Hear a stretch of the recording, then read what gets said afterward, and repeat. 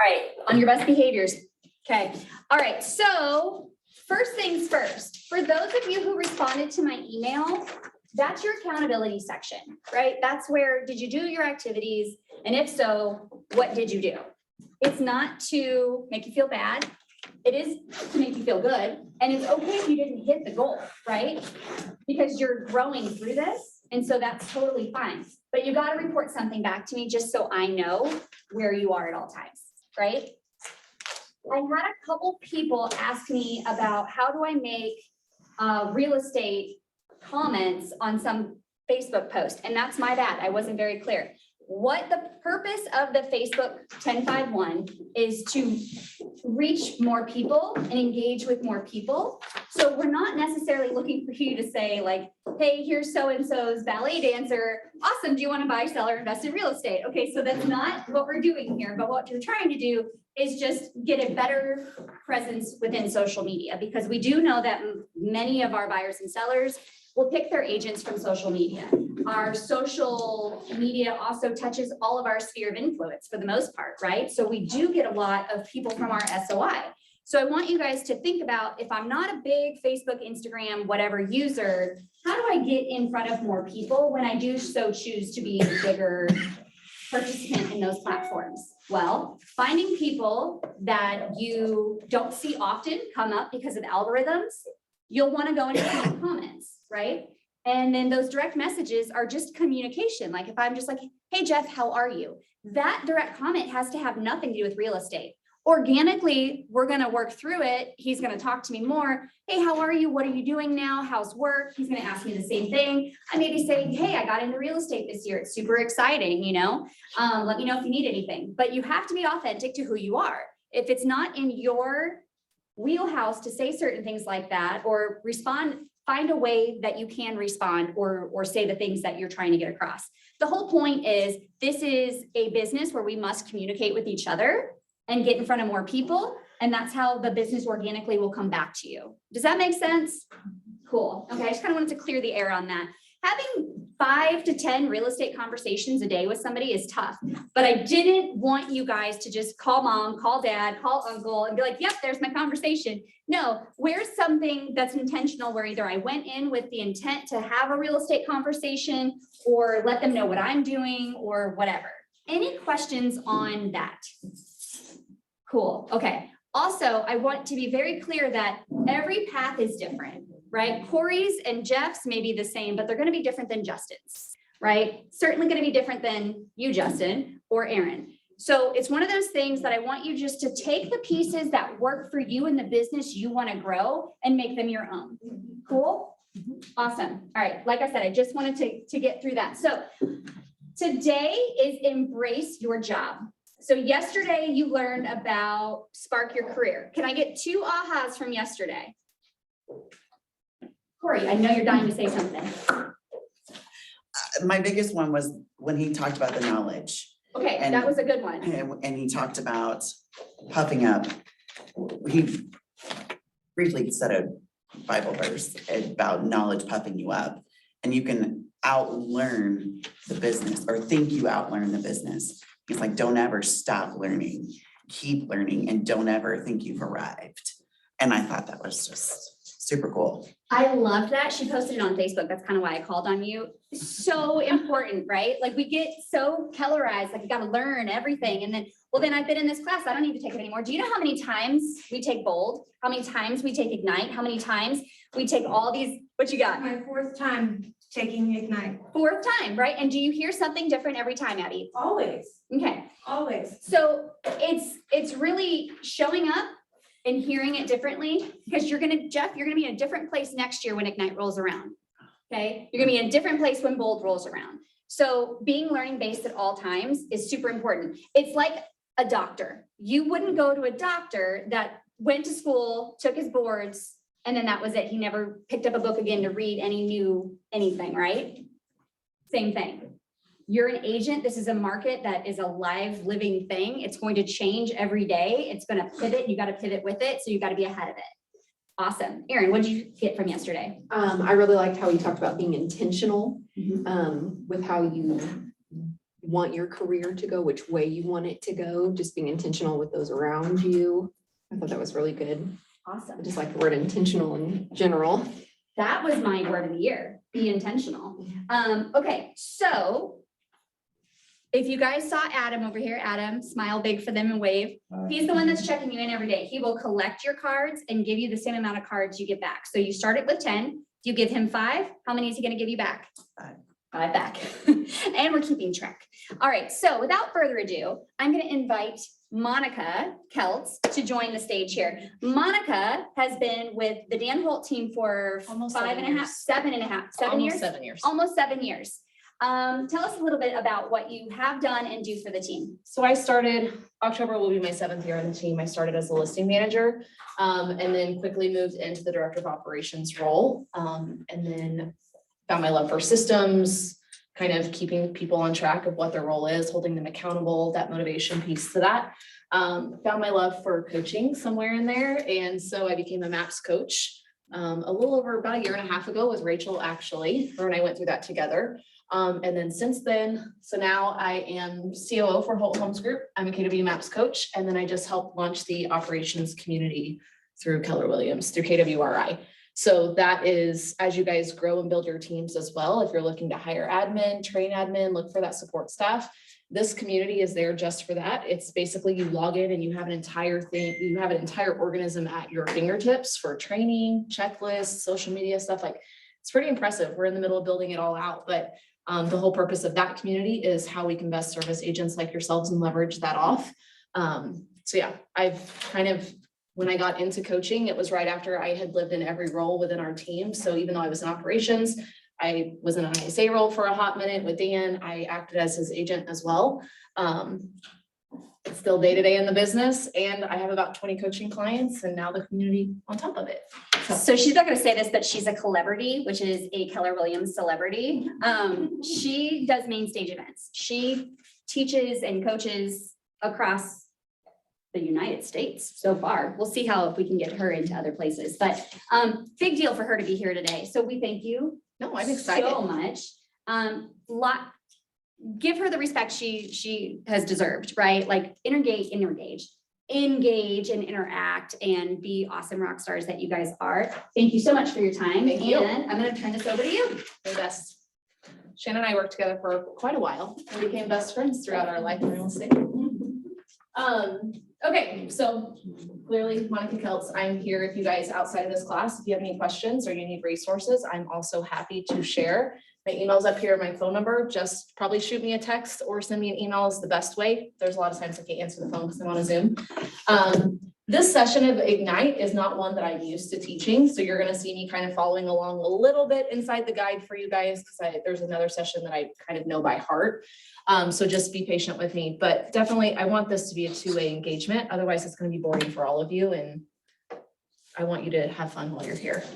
So I know we talked about our biggest takeaways from yesterday with Wes, which was fantastic. And something I was gonna say to your point was, it's really interesting, the longer you're in the business and the more comfortable you get, these classes are a great foundational piece to ground you back into what made you successful. And so that's where I would encourage you, not just Bold, but things like Ignite, some of our other programs that we have out there, Profit Camp, some of those other things, get those on your calendar every couple years or every year even, so you can go back to the basics and say, where have I gotten off track? And if I was just a little more intentional in the foundational piece, it would bring me back in. I can't tell you how many times I have went back to some of our original operations manuals, original training programs and pulled stuff out that I'm like, why aren't we doing this anymore? It was so simple. Like we overcomplicate things. So these classes like this are great to bring you back down to reality, get your boots on the ground, make some repairs where you've gotten a little rocky and then rebuild it again. It's also a great place just to reestablish habits if you feel like you've gotten off of the habit train. So with Wes yesterday, is there anything he talked about that you guys thought more about, that you wanted more information about, or you want a different perspective on? I'm happy to dive into that for a few minutes before we start this. I wasn't here yesterday, but like, what are some of the things that you probably wanted everybody to walk away with? So with Wes's class, I didn't study his material, but I know a little bit. He went over like going from E to P, and then we had, let me see here. the MVP, which we can go over, having limiting beliefs. Anything else that he touched on that you guys? I wasn't here for the second half, I wasn't here for the first. Everything to like self-mastery. Yeah, self-mastery was really good. So the self-mastery piece, I don't know how much Wes talked about that, but that's a huge thing in coaching. And it takes us a long time to fully master something. And quite frankly, like Wes said, you never really arrive. And as long as I've been in the operations role, there are things every single day that I'm like, I have no idea. I'll never master this. And so when I look at, as you as an agent, do you want to master the art of working with buyers? Do you want to master the art of working with sellers? Or are you going to go do both? If you're going to do both, what is it that you're known for? Is it your customer service? Is it your communication? So when we talk about that mastery of one thing, that's what I would encourage you to do, is say, what is it that I'm really good at? That if I just mastered this, it would be kind of like my tagline. It would be my billboard. Like he tagged on that, like his mastery is mailing his mailer list Yeah, of and what he it's does. phenomenal. And he's like, we've mastered that, that's our niche. And that's what we do. Tuesday, Thursday, they spend 2 hours each day. Tuesdays, I think, where they lead generate. Thursday is follow-up with Yeah. mailers. And so that's an activity. So he mastered an activity, not necessarily, it's a skill, but it's Right. more of a consistent habit. That's an activity that he's now mastered.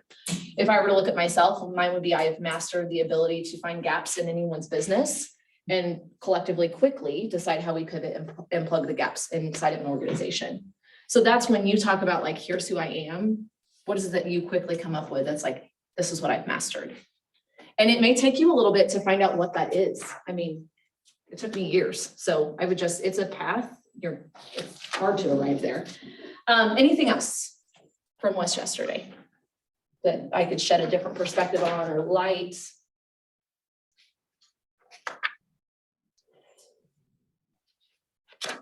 Another one he talked about was on the 80-20 rule, but even on the 20% of your 80, going even 20% deeper. We're going to talk about that today So, too.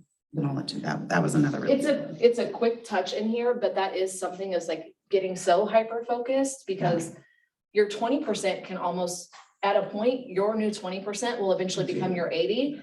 And so that's kind of that point of breaking it down to even 20% of the 20% of like, that's really where you focus. Everything else is just maybe like a checklist instead of a success list. Cool. We good to move on? Awesome. Okay, so we will cover 3 things today. We're going to go through the 6 core competencies, which is out of the book Shift. How many of you have read Shift? If you haven't read Shift, I would highly recommend reading Shift. It doesn't matter what market we're in. There are things inside of Shift that you can pull out and utilize no matter what type of market we're in. The market's always shifting. So I would read that, pull out what your biggest takeaways are, but we're going to focus here. Then we're going to talk about going from a functionary versus a fiduciary, what the difference in those 2 things are when you're communicating with your clients. And then we're going to go through the success system around that. When we talk about the 6 core competencies, functionary versus fiduciary and successive systems, is there anything today you guys want to be sure you take away? And you may not know right now until we get into it. No? Okay. My biggest advice is have a piece of paper that you guys can bullet point or take notes on. So when you hear something, like one of them will be a listing presentation or buyer presentation. When you hear stuff like that, make your bullet point checklist so that you know what you need to implement when you get out of these classes. So every single day, what's maybe your one takeaway that you're implementing out of each session, and then just keep that running list for you guys. Otherwise, you're going to get out of Ignite and you'll find that you haven't implemented anything that you took from here. All right, so let's rock and roll through this. I can get this to work. Hey, Adam, do you know why this isn't working? Try it.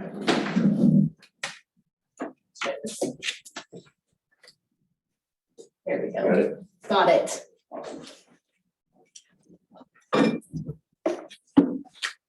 Okay, so really quickly, the 6 core competencies out of Shift. Number 1 is lead generate, capture, and convert to appointments. Then we are going to present to buyers and sellers and get agreements. We're going to show buyers and market sellers. We will write and negotiate contracts. coordinate the sale to closing, and we will manage the money. These 6 things, if you can become so clear and understand them at a very high level, this is basically what your job will consist of. And if you follow these 6 steps, you will have success in your real estate business. Anyone here familiar with the 6 core competencies already? Justin, which one of these would you say that you excel at? Sorry, Justin Johnson. Presenting to buyers and sellers, Okay, how long did it take you to become comfortable in doing that? long time, a lot of failure. Okay, tell us about that. I mean, practicing my buyer's presentation, practicing a listing presentation over and over again to exhaustion. Not, making mistakes to where I lose buyers or lose sellers over and over again. Wanting, it's very frustrating. And then eventually figuring out what worked and what gets agreements signed. So more of that understanding what conversation you need to be having in terms of how you're speaking to the clients and understanding what it is you're speaking about. Was that more learned through having accountability partners, through being in the coaching program? Where did you see that shift of the confidence? That was taking the presentation with my own time and just doing it over and over again, practicing in a mirror to where, I can get it wrong still, but probably not going to. That's where I would challenge all of you is sometimes if you're not quite comfortable with that role play yet with people or practicing in the mirror, or another really great tactic is to turn on Zoom or Loom or something like that and record yourself doing it and then watch it back, because it's always awkward when you watch yourself back, but it's such a great training lesson for you to be able to just see as you're going through it, like, what does your face even look like? Because when you're role playing with people, they're not going to tell you what facial expression you're making. But if you can see that on a recorded call, I know on our team, especially with our buyers agents and our sellers agents, that is something we like them to do. We want them to present to us through Zoom while it's recorded and look at their mannerisms so we can track, are you saying a lot or like, or anything, anything like that. And then also, what does your face look like? Do we need to smile more? Do we need to not smile as much? What habits have you unconsciously picked up? Because that can change everything. You may have something that comes off as unconfident. And if you can just fix that one thing, it can tweak your entire presentation. Anyone else, when you read through these 6 daily success habits, anyone else confident in one of these? Or is there something that stands out that you want to be known for? So I feel like I'm all right at lead generation and converting them to appointments. Okay. I'm an Army brat, so I've been all over, so I can relate to a lot of people just about anywhere you live. And one thing I do is I don't give out my business card on the first interaction. I make it a point to not give it out so I can give it out on the second, and it just makes me go back. Do I bring up that I'm a real estate agent? Yes, but you don't come off so salesy. Yeah. What did you find that you implemented in terms of being confident in lead generation and conversion? Because that's where a lot of people do struggle. What about that has worked for you? Being genuine. Okay. That helps a lot. And that's my biggest point on how I connect with people. I sell myself before I sell what I'm doing. So. How disciplined are you within your lead generation? What do you mean? Like when do you lead generate? How often do you lead generate? Is there? I lead generate once a week. Okay. Because I don't want to have so many irons in the fire that I forget somebody or that I skip over somebody, because that's the worst thing you can do is, get someone all excited and pumped up and then never speak to them again because you forgot. Fortunes in the follow-up. Okay, anyone else? I'm gonna pick on Justin. Yeah. So because I've been watching him like a hawk, he's been totally training me. When he does lead generation, he doesn't just give his business card to people. He'll get their contact first and send them his contact through texts. So now they both have it immediately and he doesn't even worry about the physical card. And I've watched him get crazy people that'll just give him everything, spill it out. So that has been something I'm ooh, because before I was giving everybody my card, but I wasn't getting their information. Yeah. So that has been a huge There's some really great apps that exist out there for you guys. I can't tell you the last time I handed out a printed off business card. I have an app on my phone. What is going on with this thing? Someone's like logged into it, I think. I have an app on my phone where people can just scan the QR code. And when they scan it, they enter in their information. So they go directly into my database. And then they get my information all at the same time. So it's with it one scan, it's two-way. What is that? And I have to do nothing.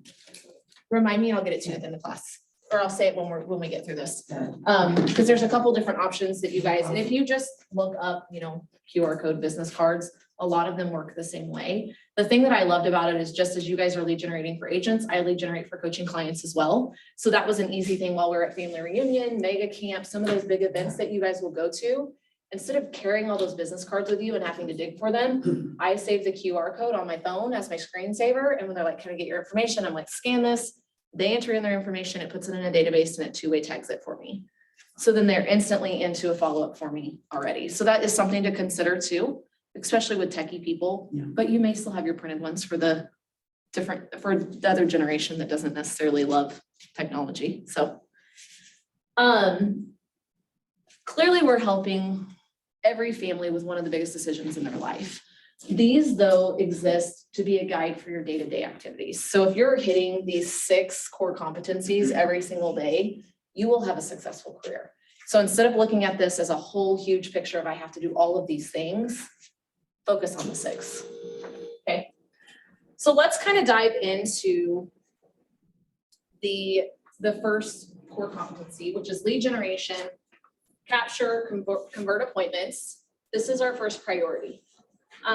If you have no leads, you have no business, right? How many right now have a database outside of just your SOI? Like from cold calling, circle prospecting? Justin Johnson, you do? Anyone else?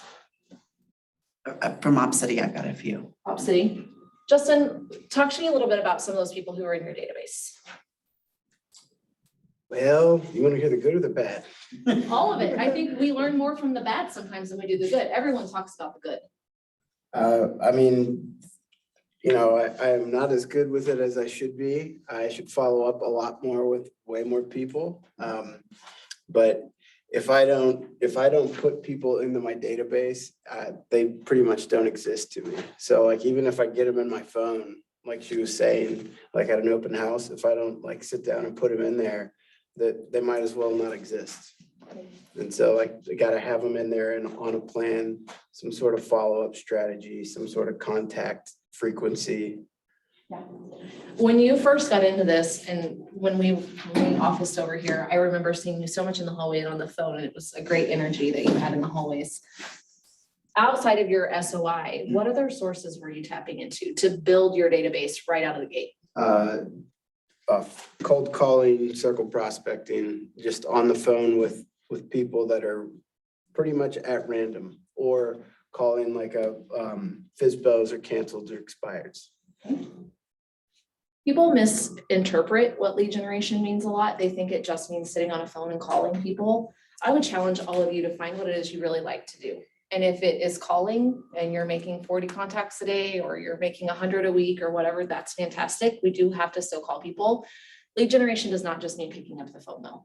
It can mean like Kim Mooneyham here in the office. She's known for sitting at Architect and talking to every single person that comes in the door about real estate. That's her version of lead generation because she hates calling, and that's amazing.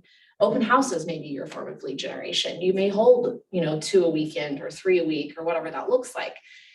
Again, find what works for you and find what you enjoy so that you actually want to do it. I hear so many times that they're like, I need to follow this method because I heard it somewhere and it's 2 hours of lead gen every morning and I've got to call this many people. The problem is it's on your calendar, but you don't do it because you hate it. If you're not going to do it, why is it on your calendar? So find the things that you want to do that you enjoy and just do it that way. Because if you can get the list of names, guess what? They then just become follow-ups, and then calling them is so much easier because you've got the awkward first meeting out of the way. I would be intentional with your calendar though. If it's not on there, it doesn't exist. It's not likely that you will focus on lead generation if it's not on your calendar. Today starts off the 66-day challenge with the one thing. Google it, look it up, sign up for it if you want to. I highly, that's something that's kept me pretty focused when I need a reset. is to get involved in that group of people who are all following some type of challenge together. It's very encouraging. There's a lot of accountability around it. If you want to get involved with what our team's doing too, with the 66-day challenge, we're happy to have you. Like, we love that type of community of, like, mine has nothing to do with real estate. It's that I work out 30 minutes a day, right? Because I know for me, that's a mindset thing. Mindset ultimately affects everything else I'm doing in my life. So, okay, so once we get the lead generation in there, the next part is capturing the information, which is some of what we just talked about with our business cards and going through that way. If you are using Command or some other type of CRM, use those tools. Like Justin said, if he doesn't put them in there, they basically don't exist to him. Don't just put them in your phone. What type of habit do you need to build in terms of when you get someone's information or they write it on a sticky note for you? Do you need to immediately stop what you're doing and add it? Do you have the app on your phone? Don't just shove it in your bag. You won't ever find it again.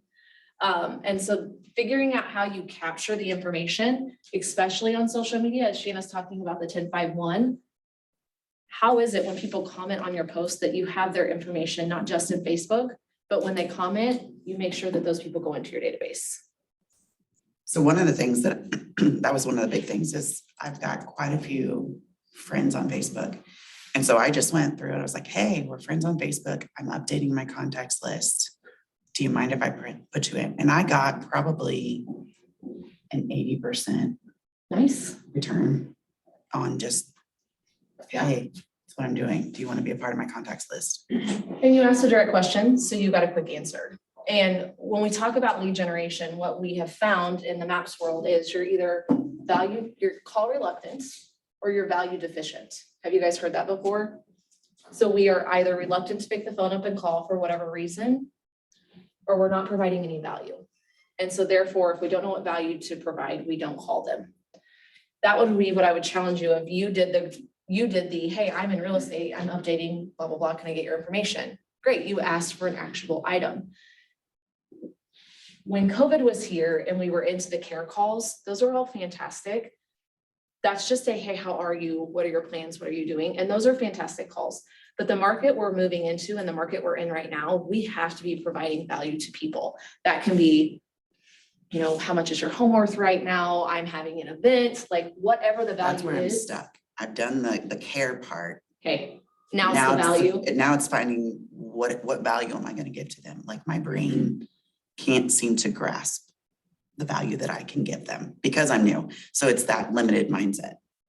So let's mastermind that around that for just a second, because some of this other stuff we can move through a little bit quicker. And Justin Johnson in the back, I may lean on you a little bit because I know you've been here for a while. If we look at different types of value that we can give our clients, what are some ideas that come to mind? If we were to call them and provide value to them, what are some topics? Market update. Okay. Connections with buyers or sellers. Matchmaking, maybe? Is that what you mean? Yeah. I just wanted to make sure I understood. If you're Mike Brown, you remind them of like seasonal things. So, Like preventative maintenance? right, Is that what you yeah, mean? yep, seasonal. It's winter time. Make sure you close your crawl space fence. Okay. I'm gonna put events up here if you have any. Seminars. What else? Repair referrals. Okay.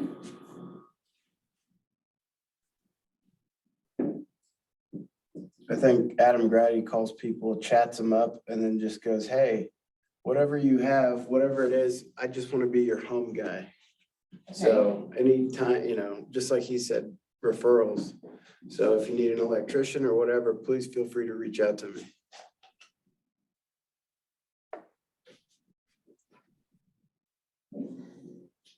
Other ideas? Could have an equity conversation. A little bit of the market update falls in that, but the equity conversation is truly specific to their property and not just what the market is doing. Help people realize their dreams. Okay.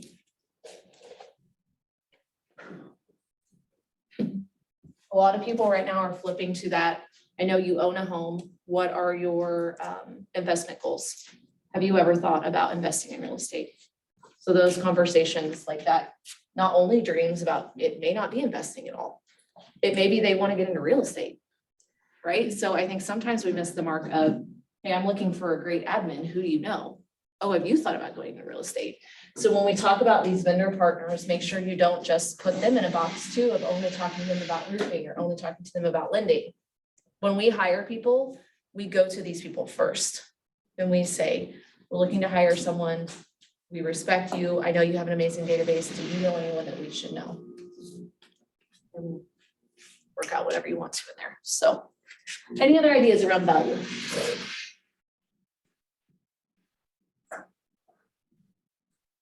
Something we love to do is on Fridays, we have a social media calendar that's planned out a month in advance with 5 topics that makes it really easy for us. On Fridays is always a weekend, like here's what's going on around Springfield this weekend. And if we know we're going to something and we have a group of people that we're really not sure what to say to, we'll call them and say, hey, we're gonna be out at, Lytton Keats just did Barks and Brews, right? But a few of us went as well. So when you think about those types of things that are going on in the community, or of, you know, the Little Theater has this going on this week and we're going to be there. Would you like to get updates from us on some of this stuff? Would you like to be a part of our newsletter for community events?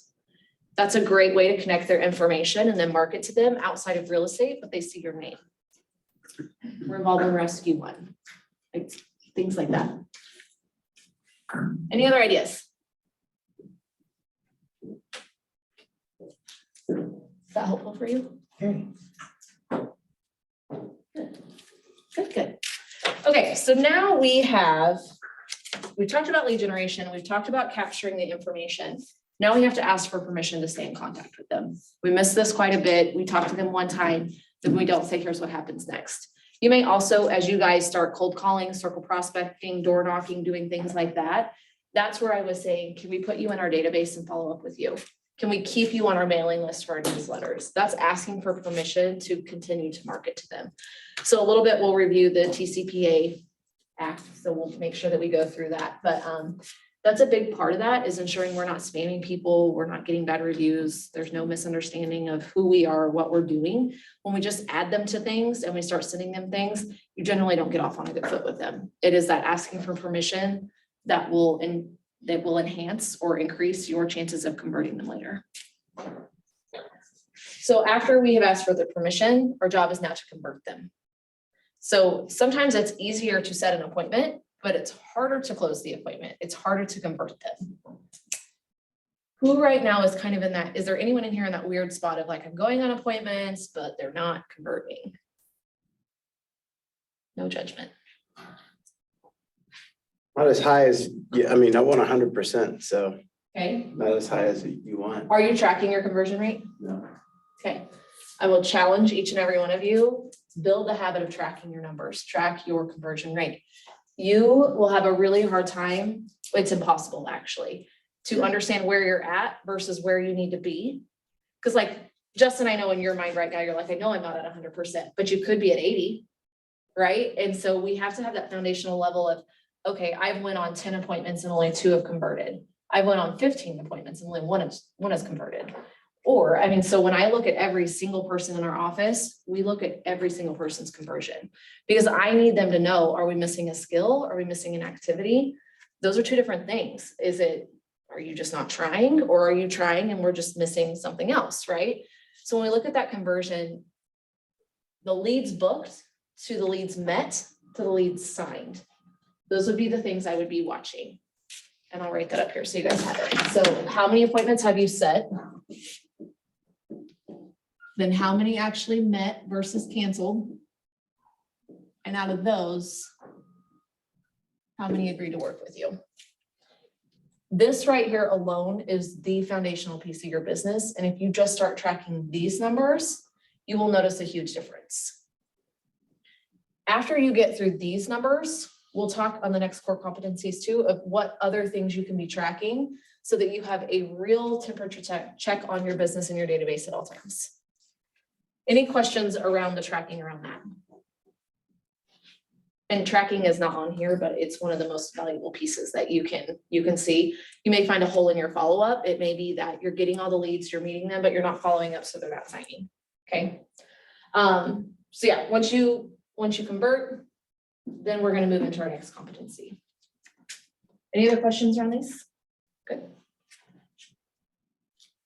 So now we get to present to buyers and sellers. Does anyone in here have a listing presentation or buyer's packet that they're using created? No? Justin, you do? Command has a great little design space with templates for you that you can kind of just plug and play inside of a buyer presentation or a listing presentation. It's a good place to start. It's a very quick template that you can just drop your information in and change a few things to make it specific to you. So make sure you go in there and check that out.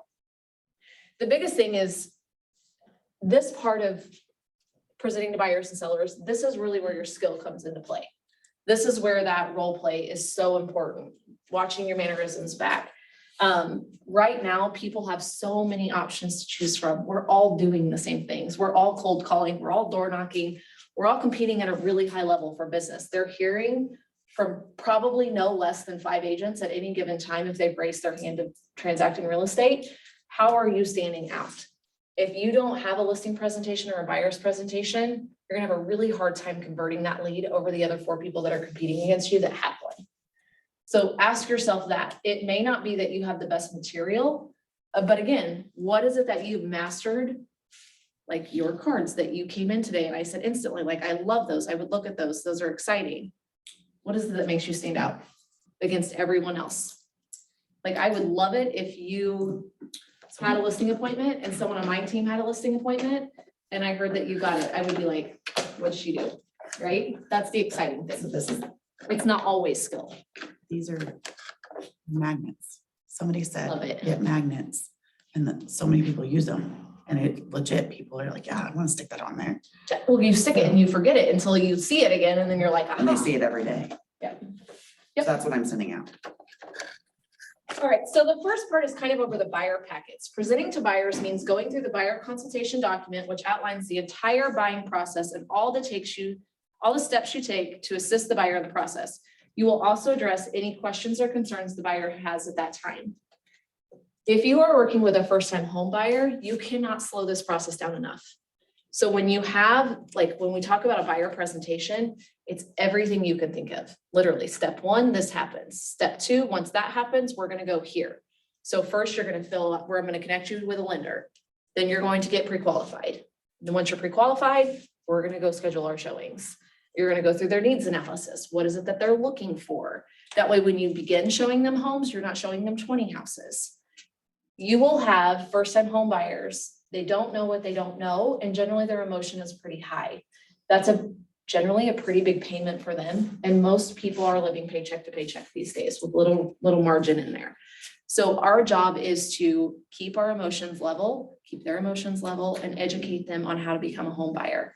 You must over communicate with them. Provide all the details up front, and every conversation should be, here's what happens next.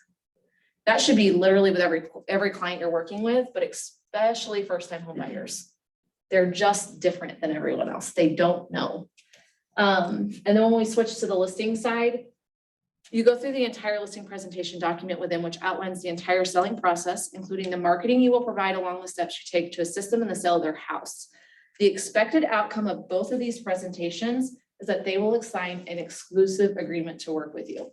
If you are an agent, the best thing that you can ask, especially with buyers, is, are you working with another agent? If they say yes, have you signed an exclusive listing or buyer agreement?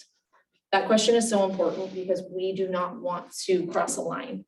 And there are so many times, especially on our team, I'll have an agent come say, they think they have a buyer's agreement, and I'll say, here's what we tell them. I need you to find out for sure. We need a copy of it, and we're going to reach out to the agent on the other side so that you and I are in communication. So Corey, if you're working with a client and someone on my team calls them and they want to go see a house, I'm going to say, oh, okay, you've worked with Corey in the past. Let me give her a call really quick and find out if you have a signed agreement. And generally in that case, if they do, but they no longer want to work with you, we would work out some type of referral because you've invested time with them. That was my next. Yeah, it's best practice unless there's been a situation that wouldn't warrant that. That's not very common. So yeah, we always try to do the next best thing is like, hey, I know you've helped them. You've showed them a handful of homes, just not working. they want to go this route. Would it be okay if they want to part ways? We would be happy to pay you a referral fee. It happens sometimes and it just is what it is. We can't, not everyone loves who we are and they want to work with someone else. So, but yeah, I mean, that situation came up just this morning. So it's fresh on my mind of there's an appropriate way we can handle those things. Okay. Awesome. Any questions around presenting listing packets, buyer packets? On your listing presentations, again, that outline of here's what happens to list your home. We're going to send you paperwork. We have a really cool roadmap we use with cute little visuals that go throughout, and it's almost like a little maze that gets you down to the bottom of we're on the market or under contract. Think of every little thing possible. We're going to put a sign and lockbox at your house. We're going to take photos. They're going to be back here. There's a 48-hour turnaround.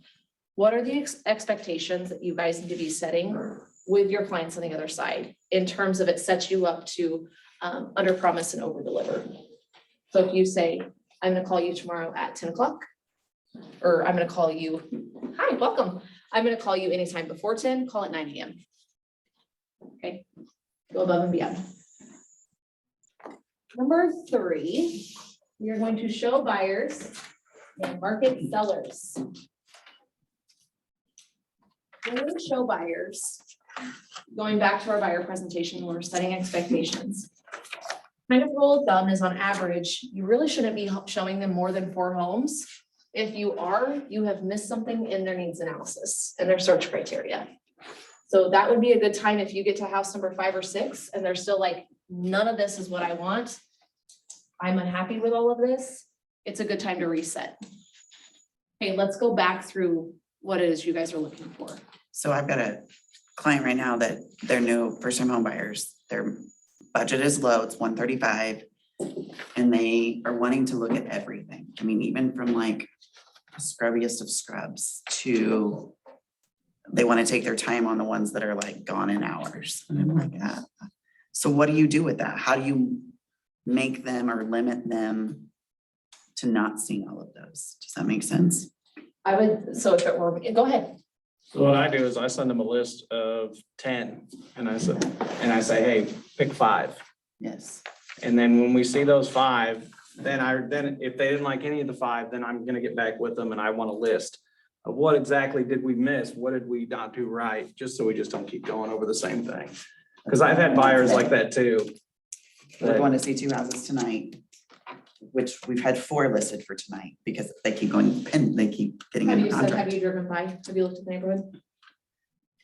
Like asking them that? Yeah. Yes, And they're Yes. saying, yes, we've driven by, we want to see yeah, it. or they're even like, we don't care, we know it needs work. My dad does remodeling. So 2 things. How much longer are you willing to keep missing out on houses? That's where I'm gonna have to be tonight. just And, like- and ask them that, hey guys, I feel terrible. Like, I know you're tired, I'm tired, this is an emotional time. How much longer do you guys want to keep doing this? What would it take for you to write an offer on this house tonight? What must the house have? What would make you write the offer tonight? Because the best house went went on the market yesterday. Contract last night. And I was like, we have to go see it. And she's like, if we don't get it, we're good. We'll just go on. So if they say to you, I need a patio with a screen and porch, that would make me write the offer, and you get there and it has a screen and patio, porch or whatever, and they say no, that's a great time to be like, we've clearly missed something. Yeah. You had said to me, if it had this, you would write tonight, and it has everything you're looking for and you're not writing. Are we Okay. missing something else? Is it just fear that's coming up? Have we missed a step ourselves in explaining what the expectations are? I mean, our buyer's agents will generally say, I'm going to show you 4 houses, and if it's not one of the 4, I've missed something and we're going to regroup. Okay. I don't want to waste your time. And clearly I've missed something. It's like taking the ownership, even though it may not be you. Yeah. And that may motivate them to be like, oh, okay. They want us to be honest with them. We are the professionals in this. And if we let them run us ragged, that's exactly what they'll do. Yeah. It's that you teach people how to treat you. And so that's that expectation of we're on house 6, guys, we said 4. Have we missed something, or do we need to regroup or take a break? Like, are you guys really willing to write on a house on Friday? Okay.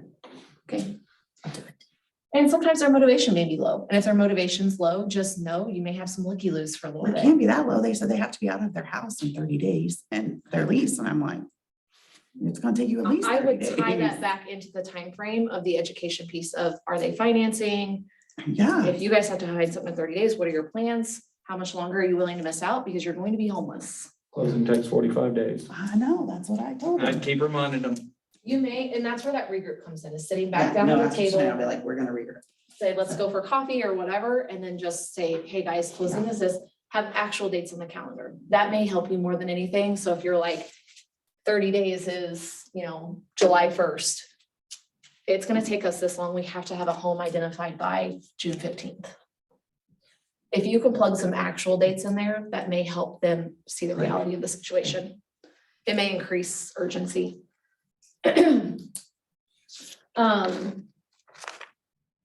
What are you guys, Justin, if we're talking about sellers and you're looking at how you market to sellers or how you stand out, what have been some things that have worked for you? Tell them that I'm gonna open up their house as soon as we're signed, the first available weekend, I'll have it open. Okay. I'll door knock the neighborhood. It'll go on social media. I've got a network of hundreds of agents that I personally have access to that, I'll market it to our whole brokerage. Plus it goes on the MLS and every major home website on the internet. Okay. What else? Do you have things that you're saying to your sellers? What are some ideas around how we can do things differently than what other people are pitching?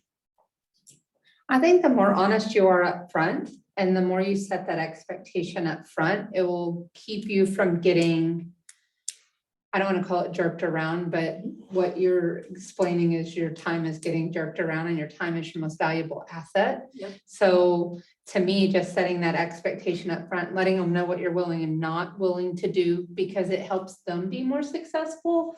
Just being straightforward and communicating it ahead of time versus when it becomes an issue or. Absolutely, especially with listings, especially right now, as people are adjusting to this market. So many houses are overpriced. And most of that is not that the agent didn't try to price it correctly. It's that the client is unwilling to meet them where the reality is. When you walk into those appointments, get in agreement with your client that if it does not sell within X amount of time frame, that you're signing a price reduction form or a price improvement form. If you will allow me to market this at your price in the way that I know works for X amount of time, can we both agree if it doesn't sell in that time frame, we can try my price? What's a reasonable time? We always say 2 weeks.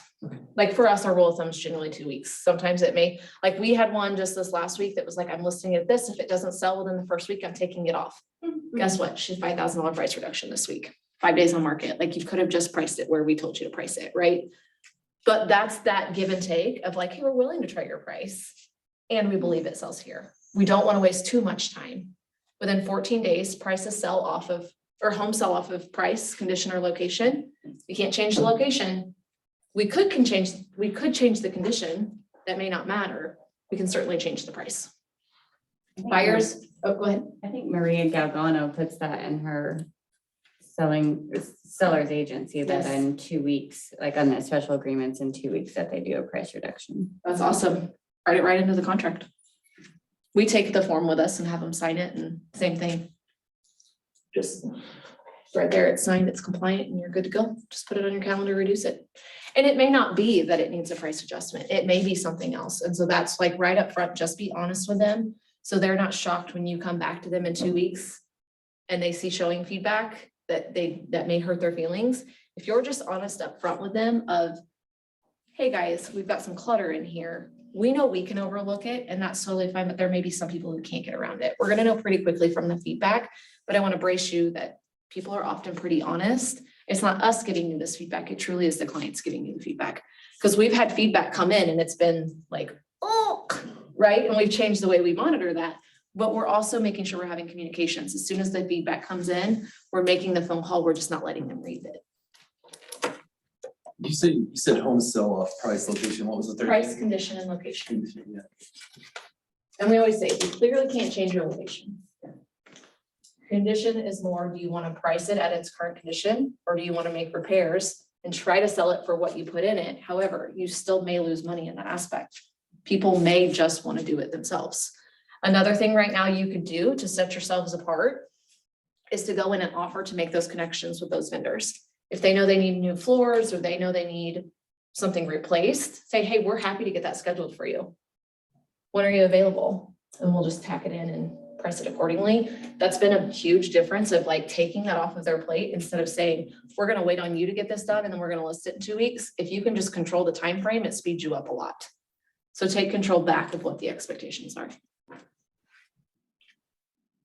Any questions around showing buyers or listing houses?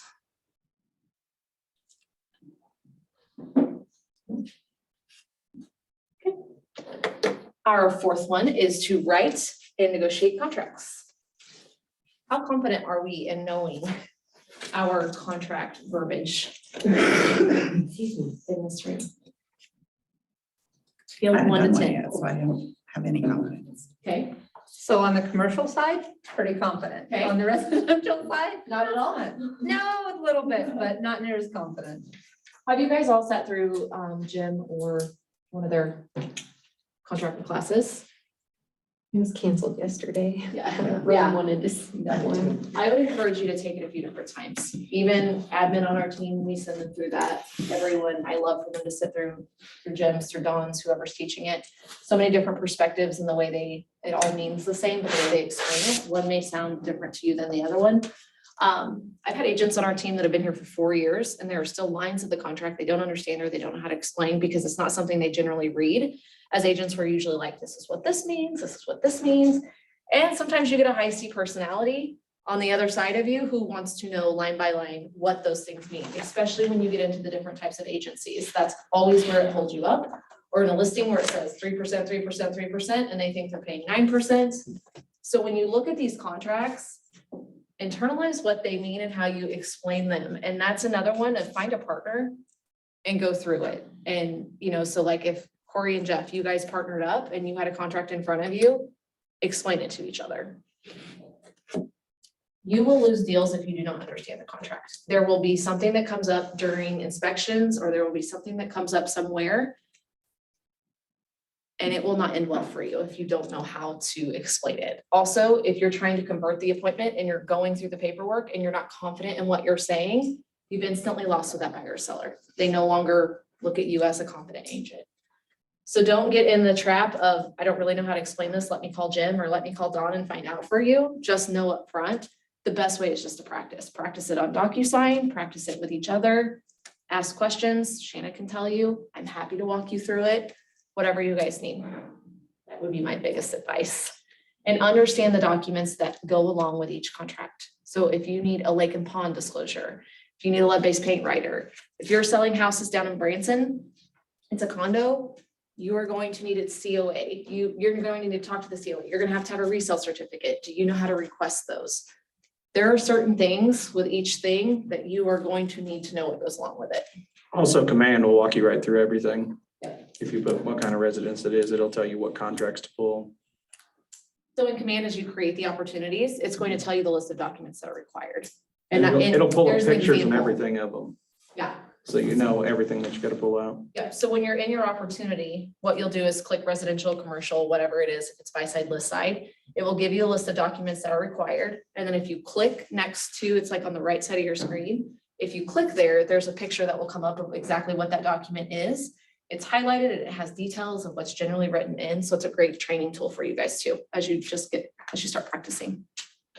That's another thing. If you use Command after you fill everything out and have all your contracts, you can submit it for the team upstairs to take a look at it and they'll tell you what you're missing or if anything's not filled out right. Yes. And I do that like the first week. This way I got all my ducks in a row. So when I get down to closing, I have everything right and everything's approved.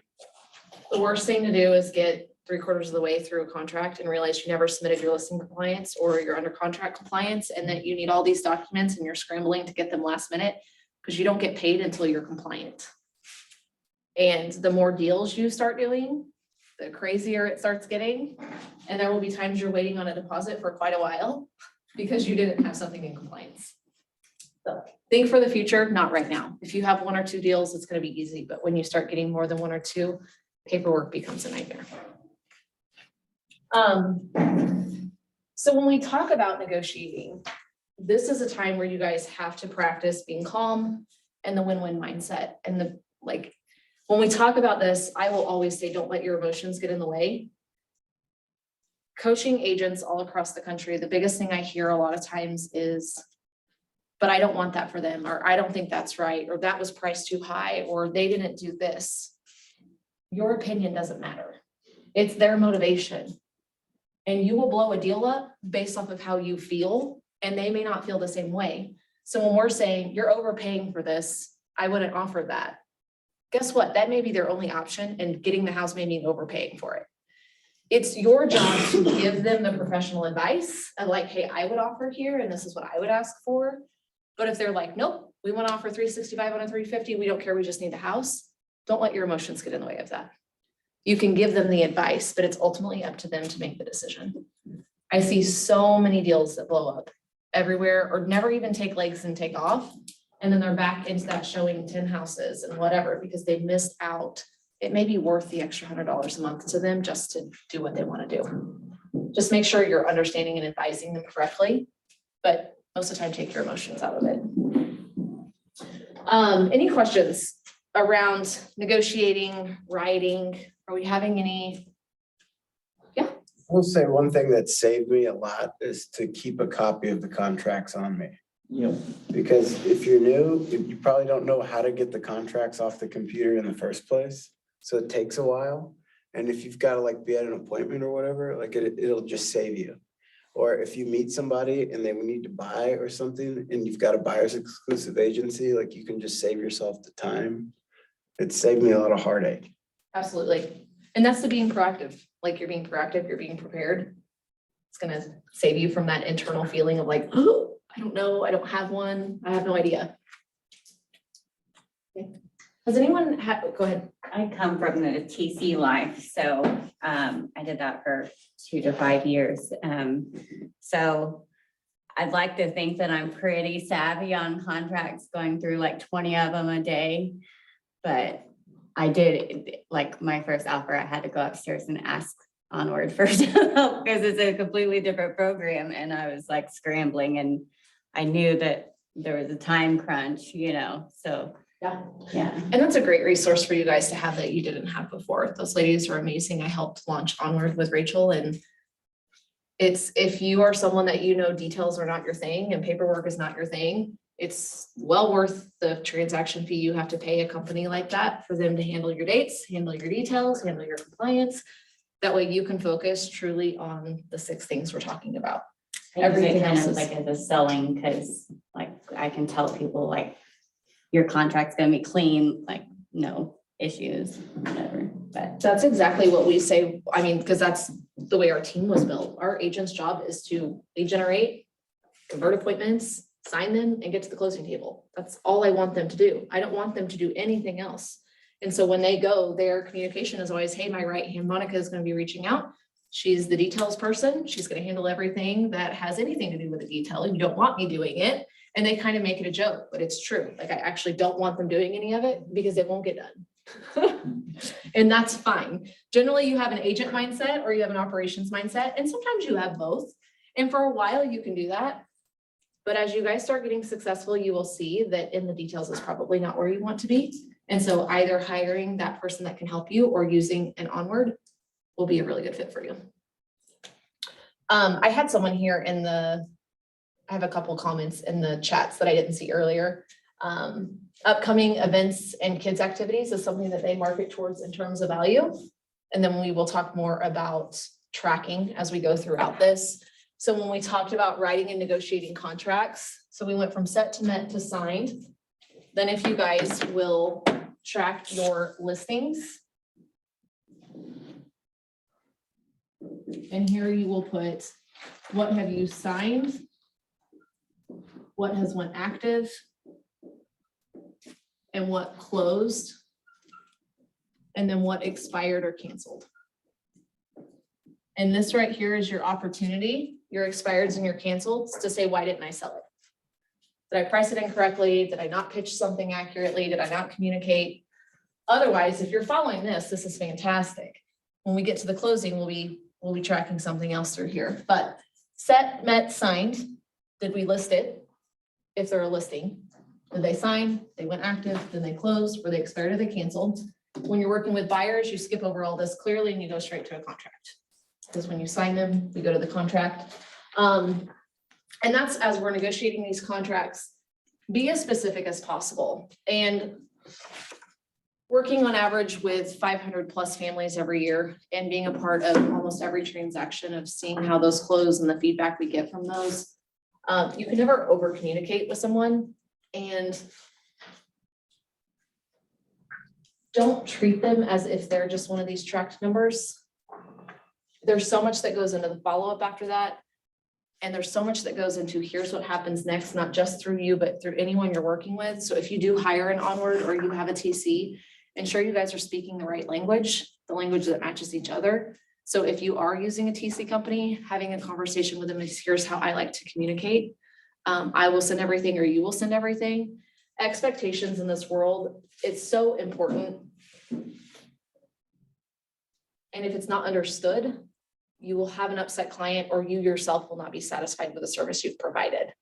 And when I look at this, I have agents that will go into something and be like, "But I got it, here you go, take it, it's yours, run with it." That can't happen or you won't have long-lasting clients. You will not have those clients for life. And the goal of this is so that our database is never that we're having to cold call. Our goal is that it's SOI and past clients. Otherwise, you're going to be spinning your wheels and exhausting a lot of your efforts. Anyone right now tracking their contracts? Justin, are you tracking anything like that?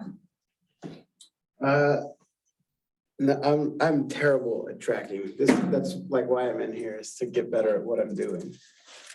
So once we get something under contract, I would encourage you to either use Command and fill all the spaces out and then look at the way Command breaks it down for you with your projected GCI and all that good stuff, or use a spreadsheet.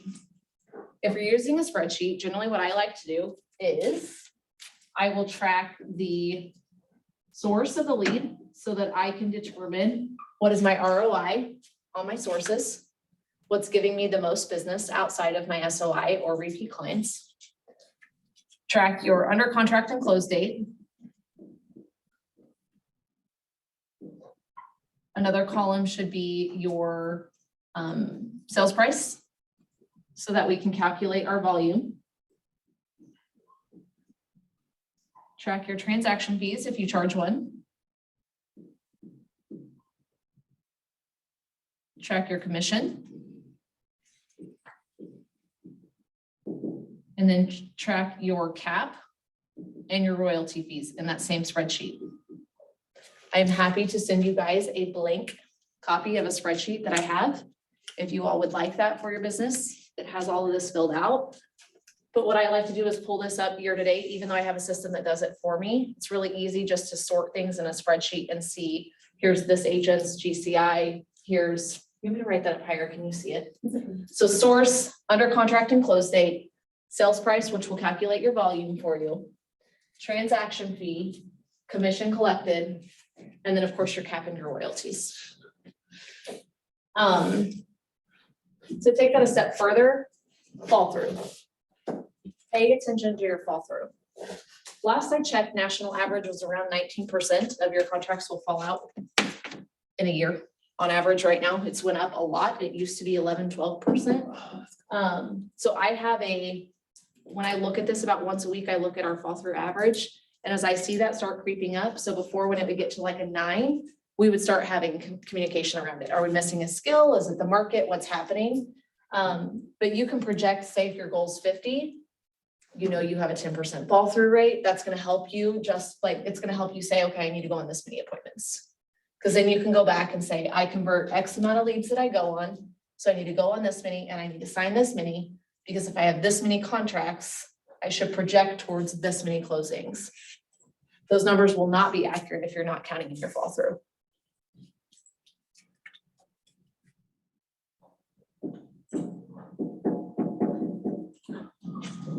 Any other questions around tracking in the under contract side? Justin, you got anything that I haven't answered on what would be beneficial for you for tracking? I'm asking you for it right now. Oh, perfect. Yeah. Okay. Again, email me, text me if you want the template. I'll send it out to you guys, or I can send it to Shannon and she can share it with you guys. Just make sure you make a copy of the template so that you're not using someone else's template. All right, so let's move on to our 5th. Once we get through all 6, we'll take a quick break. You guys can take about 10 minutes, go to the bathroom, get a drink, whatever you need to do, and then we'll go into the next part of the functionary versus a fiduciary. Changing. This thing hates me today. All right, so we're coordinating the sale to closing. Anyone had something go to the closing yet? How did that go? What did you learn your first time through it, or even your second or third time through it?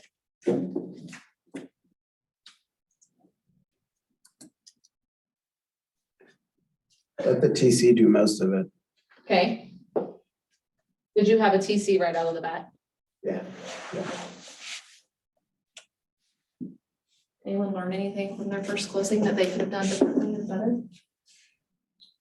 I did my first closing on my own, just because I didn't think it was gonna be that much work. Hire the Learn how much TC. work it is. Yeah,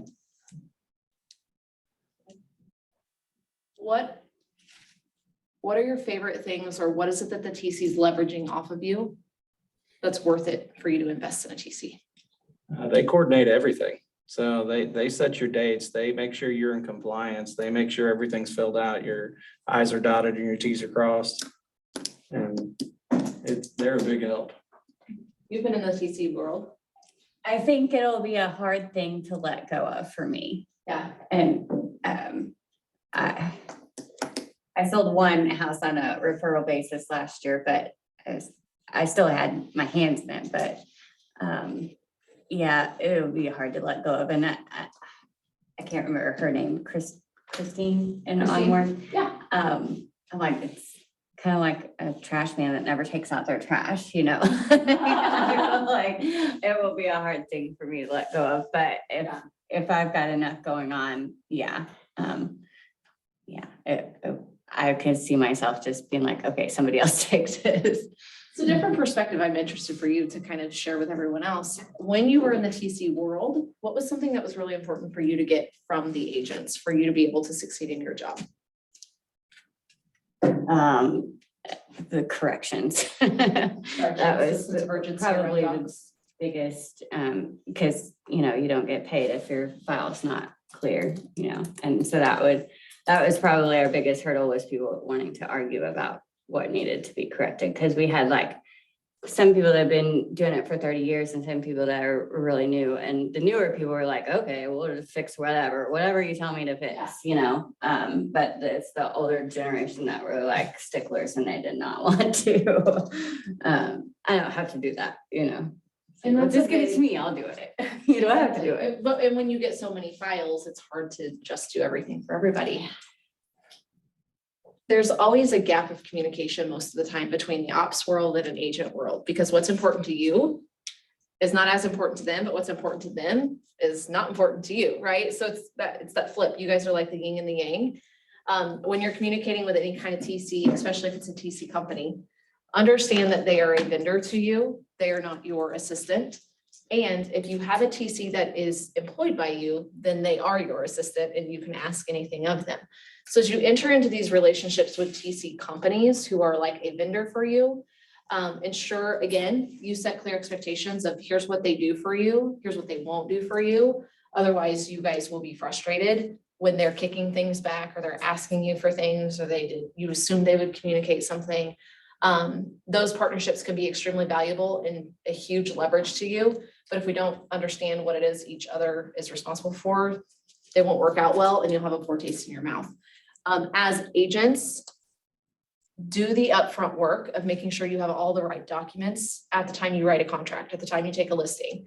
Because the longer, like the more we have to go back to our client and say, hey, I missed the lead-based paint, I have a fine now. We would never tell them that, but guess what? You have a fine if you don't have lead-based paint form. And you don't have your seller's disclosures filled out and you have to do those later. that doesn't make you look great when you have to come back to your client and ask for those things. It will also slow a closing down. It will slow down you getting paid. And so that's that piece of, if you can have the paperwork right off the bat, everything else will go smoother. And if you're not sure, call someone, call Shanna, call Rachel, text anyone and say, what do I need for this? It's better to ask than just not do it and then need it later. My biggest thing about going to closing, especially coming from the commercial side, is to make sure that you have everything they need to transfer that property. And what I mean by that is keys. And in commercial, it could be 50 keys to one building, and working in advance to coordinate that, because a lot of the lock companies won't change some of those commercial locks without a key.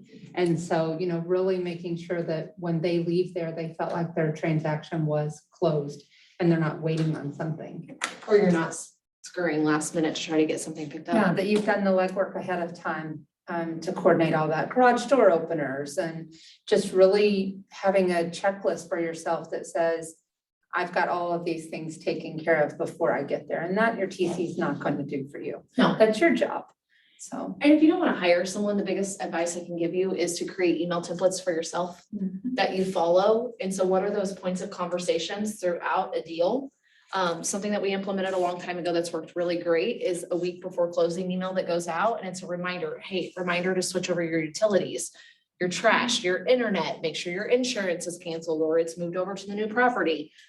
That week in advance, also make sure you come to the closing table with your driver's license, or else you cannot close on the property. How many times you will get there, you'll have someone show up and they didn't bring a valid form of ID. Guess what? They can't close, or they have to leave and go get it and you have to reschedule it. So that you've communicated, if you're working with the seller, Amy had one of these just last week. The seller didn't move their stuff out of their house.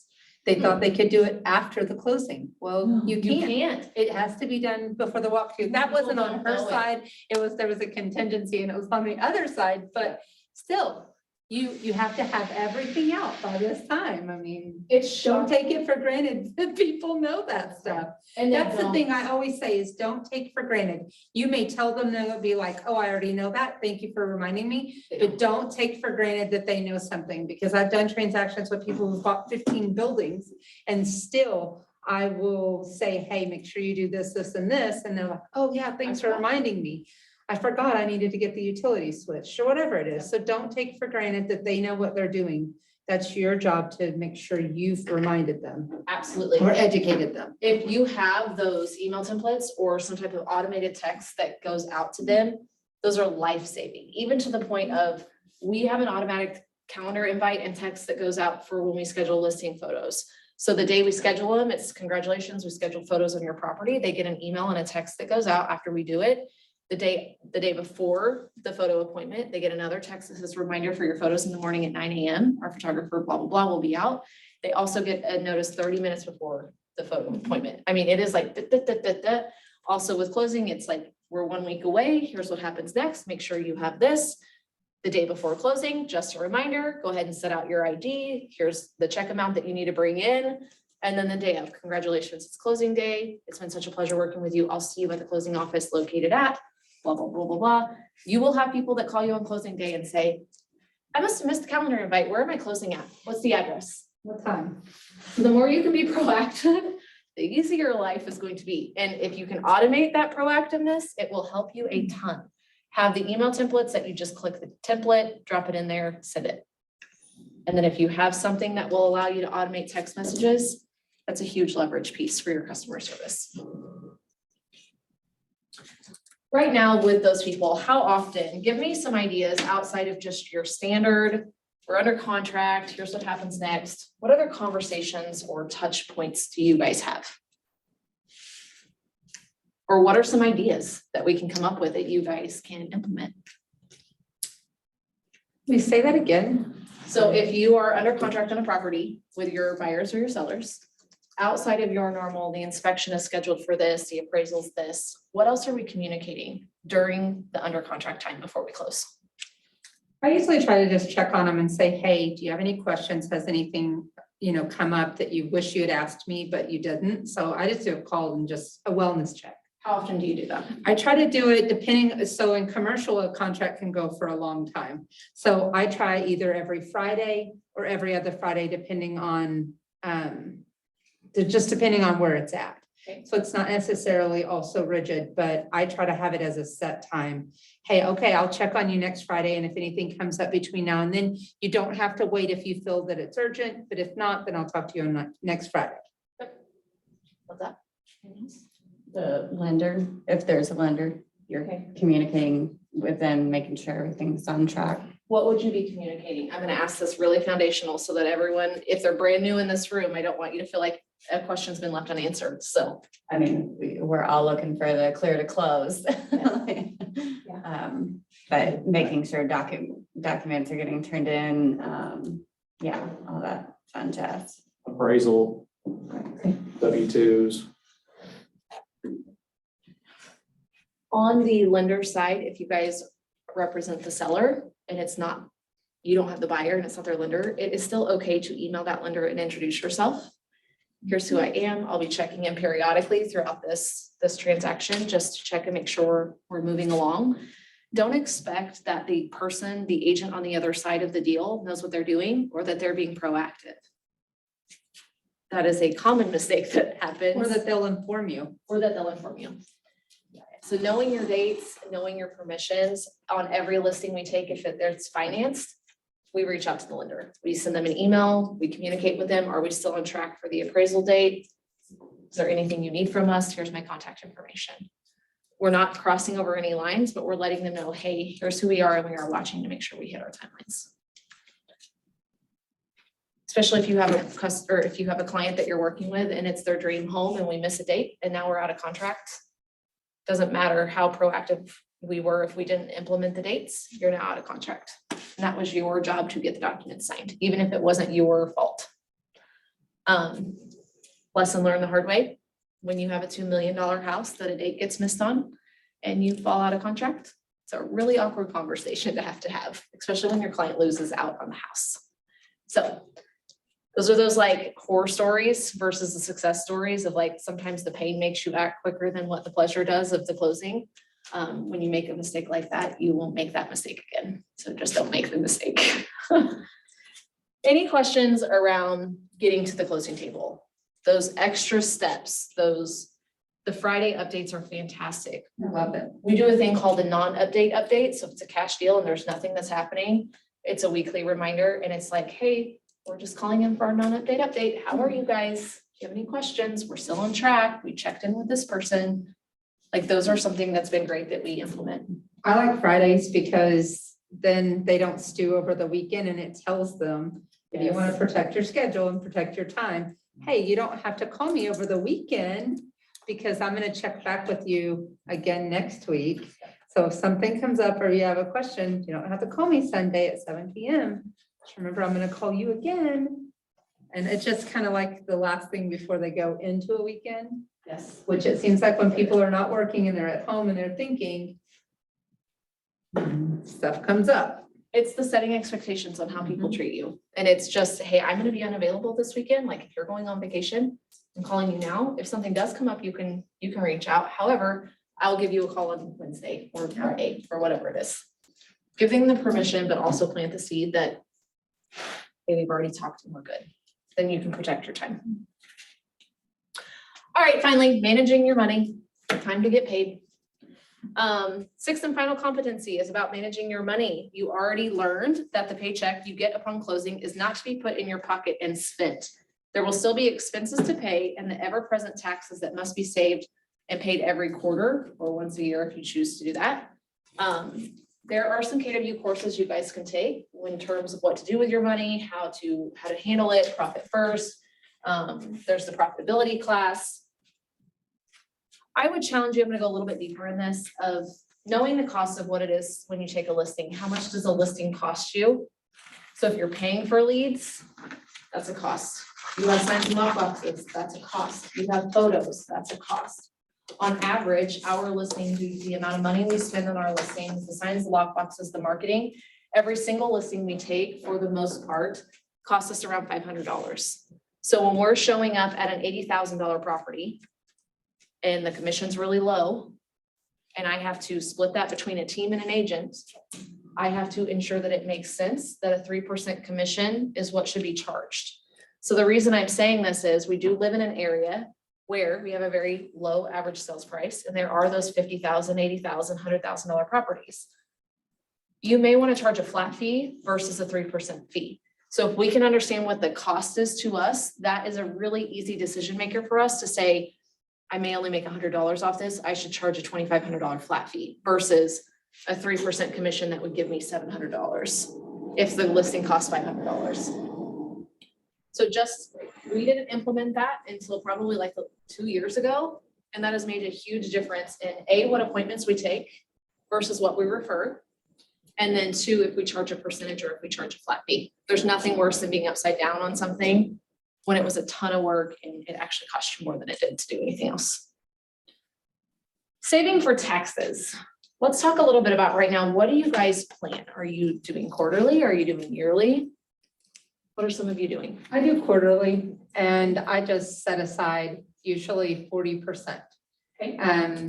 It doesn't always equal to that. But I have a husband who's an engineer. And so we're already in a higher tax bracket. I came out of the medical world as a pharmacist for the last 22, 23 years. So I've always been taxed at a higher rate. So I set aside 40%, then I feel like I win Okay, when I don't have to pay in that much. love it. I have to feel good about it at some point. Otherwise, it's daunting every year. Otherwise, It it's is just, awful. it makes me want to throw up. So I agree. I got my tax bill this year and I wanted to hide under a bus. you want to cry. So if you plan for it, that's the biggest thing. And I see a lot of young people, not just in this industry, that just simply don't plan. And then when they get that big bill, they don't have a way to actually pay it and they get themselves into trouble off the start. So I would definitely set aside, your dollar is not your dollar. It's shared with the government and other people. Anyone else doing something differently? How much are you saving? Are you working with a CPA? Give us some ideas. 25%. That's Mike Brown. Quarterly or 25% of every paycheck? Uh, And are you paying in quarterly? yearly. I have a good CPA that understands like the real estate / investment / self-employed world. If you don't have one, you need one. They can, I won't say they can make you money, but they can save you money, which is the same thing. The more money you get to keep from the strategies that they help you employ, the better you'll be. Because you can pay the government way more than you owe them. They'll take it. They don't give it back too easy, but they will absolutely take it. And once you're in this industry for a couple of years and you get some of these under your belt, you're going to learn, if you're not very confident in your CPA, or there's ever a moment when you're like, I don't know if they did that right, you should go get a second opinion. I just had a coaching client. They run a team out of Cincinnati, Ohio. We've been talking about their profit and loss for about the last 6 months. And we started talking year over year, kind of what they were projected and where the business was, their ROI, all that good stuff. And I challenged them to look into QuickBooks themselves and to dig deeper into it. When they started understanding a little bit more about what was happening, where things were being, like what they were being claimed underneath and all identified as, they went to a different CPA. They dove into their last 5 years worth of taxes. They're refiling their 2020 taxes and they're getting $30,000 back from the government. They have been overpaying in taxes. Their taxes have been incorrect. Their deductions were not accurate. There were so many more things they could have deducted in a different way. Because it wasn't classified The correctly. CPA was not familiar with real estate as much as they thought they were. And this guy was an expert. He cost them a little bit more money. But my client was like, I would have been paying this the whole time had I known. I just didn't know. I assumed they were the professional and they had it right. So know enough. It doesn't mean you have to be an expert or you can do it yourself. Know enough the questions that you should be asking. So Carrie, if you have a really great CPA and you want to share that with everyone, that's fantastic. If you guys have other CPAs you're using, great. Go ask Wes who he uses. Ask Dan who he uses. Abacus. I Right. think they both use that. Kyle Harrison is a MAPS coach. He launched it's called Your Bookkeeping Partner. He is a MAPS coach, an executive MAPS coach that specifically, like that's his thing, the P&L, all of that. He runs a CPA service just for Keller Williams and MAPS coaches, but you guys could definitely look into that resource as well. They do masterminds once a month. They do one-on-ones with you as well for free as part of their service. So they're going to help you know how to look at a profit and loss for your own business, understand how to categorize things, and they'll help you every step of the way. So that's a really great, I'm not sure on the cost of that, but I do know I have several people that are using it right now and they love it because they're also learning more about what it is that. I also think that new people always think that that's an expense that they don't have to pay. And even some may think, oh, I can do it myself. I am telling you, you don't want to do that. Number two, you will end up spending more money or costing yourself more money than just to pay a professional. That's, even in my past world, that's the one thing that I made as a goal for myself is let the professionals do the professional jobs. You don't have to be an expert in everything. You shouldn't be an expert in everything, or you're probably not doing anything correctly or to all in. So let the experts pick you up and help you in those areas. Choose what you want to be an expert in, because you can't be an expert in everything. You're not gonna go crawl in a house and tell someone they need a new roof, right? Nope. Let them do what they do. Yeah, find good experts though. Align yourself with good people, but don't try to be an expert at everything. Yeah. Because you'll fail. And if you guys have that gut feeling that something's off, something is probably off. Go get a second set of eyes on it. It's never too late. Like have them, if you hit a speed bump with your CP or a road bump with your CPA or something and you're like, something's off, don't ignore the feeling. Something really probably is off. So details and numbers are supposed to be their thing. And if you catch something and you're not skilled at it, then there's probably something off. Okay, so it is 1:27. Why don't we take a 10-minute break? Go to the bathroom, grab water, whatever you guys want to do, make some phone calls, and we will come back. We'll chat a little bit about mindset. And we'll go from there.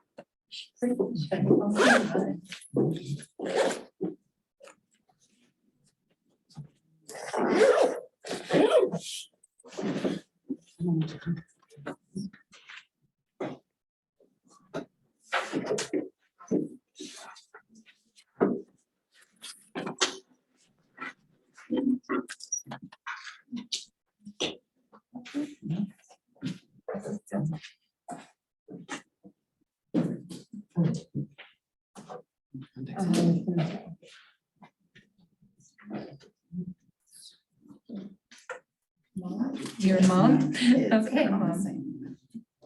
My password for my hotspot is Mama Knows, because my kids used to get on it, but I don't have one.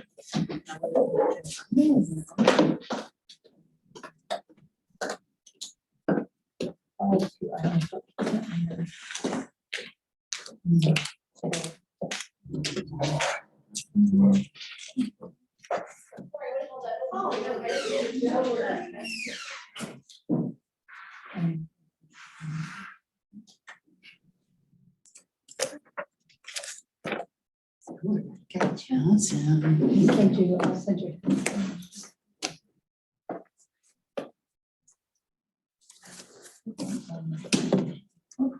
I know what mine is. So sorry. I just did that for my card and the lady took like literally 10.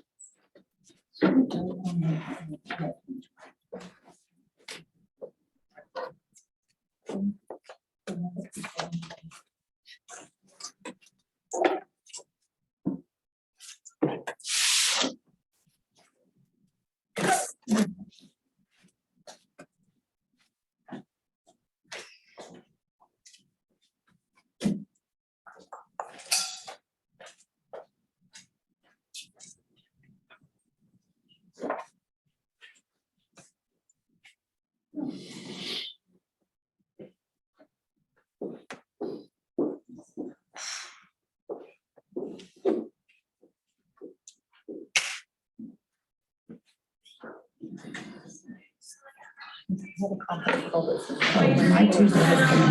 Oh, It is girl, Ben. mine has two. I'm so glad it's not just me. Mike, we didn't get home last night till almost 11:15. I'm an baseball agent. Yeah. Basketball camp. Give it a try. Thanks I will- for doing this. Yeah, I'll 100% send that to you. Yeah. It has been, even though I have systems that do it for me, like tracking it there is my favorite way to do it. So I have always tracked mine on Excel. This is the first time that I've had really a program like with commands that I felt like I could track it through there. So like, I'm like so nervous, do I switch off of Excel or, and I'm probably gonna do a combination of both. In commercial, I mean, you could be tracking something for 2 or 3 years. And so I just have always kind of stuck it in an Excel and just watched it there. I always have these like weird one-offs where we use Sisu and it's a pretty detailed system that tracks everything for you, including I need payroll. to figure that thing out. It's pretty cool. Do you have it? You have Is it that, with I Shannon? cannot figure out and get in there and nothing. I'm happy to help you if you want. So my one-offs though, that I can't track in there frustrate me, so I have the backup spreadsheet because when I'm having to track things for an entire team of people and like maybe there's some weird vendor agreement where you have to pay something outside of closing, or I need to deduct it from one of my agents or something. It's not easy for me to see in any kind of system. It's like, if I just have a note in a spreadsheet, it's so much easier for me just to go there and be like, okay, this. And then it allows me to like clearly see the GCI and I just That's haven't. my other done thing anything. too, is I think I can see things and sort and filter and Mhm. like, if that's something you were used to doing, then it's easier. But I have made it a goal that I will fully embrace command. It's okay to fully Did you embrace notice command. I Have laughed because I'm backups. like, what does that even mean? But it is on my. That's a goal loaded sheet. commitment. I would Sure. make it specific, like I would say, I'm gonna fully embrace command in this area. Oh, well, my thing is, I don't even know what command does yet. So I've only been I'm over right here like there a with month, you. I so. feel like I So have when I not say tracked fully it. embrace, I mean, I'm gonna at least try to figure it out. Because Have you saw the Marty Miller's 66-day command challenge on I- YouTube? I have not seen that, but I think I have access to all his files. Somebody sent me that.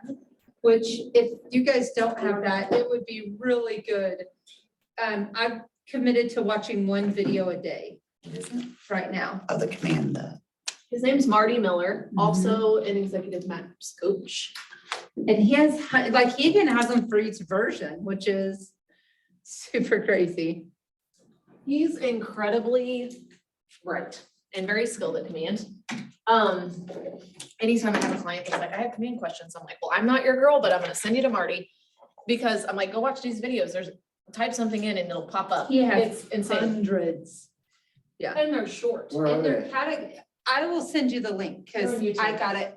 They're all on YouTube, but there's like a directory that if you're looking for a specific thing, so I'll try to get it to Shannon and have her send it to everybody, because I'm sure everybody will need it, but Most of the time, if you type in Marty Miller in YouTube, it will bring up his platform. yeah, I know, but there's, somebody sent me like an Excel file that had, they're Links. categorized and all the links are right there, so super easy. Let me see if I can find it for you right now. Yeah, that would be awesome. And then Shannon can just send it out to everybody. Mhm. and then when did the 66-day challenge start? Did it start today or yesterday? So in terms of like the one thing, 66-day challenge, it started today. Okay. There's so much information today, like from.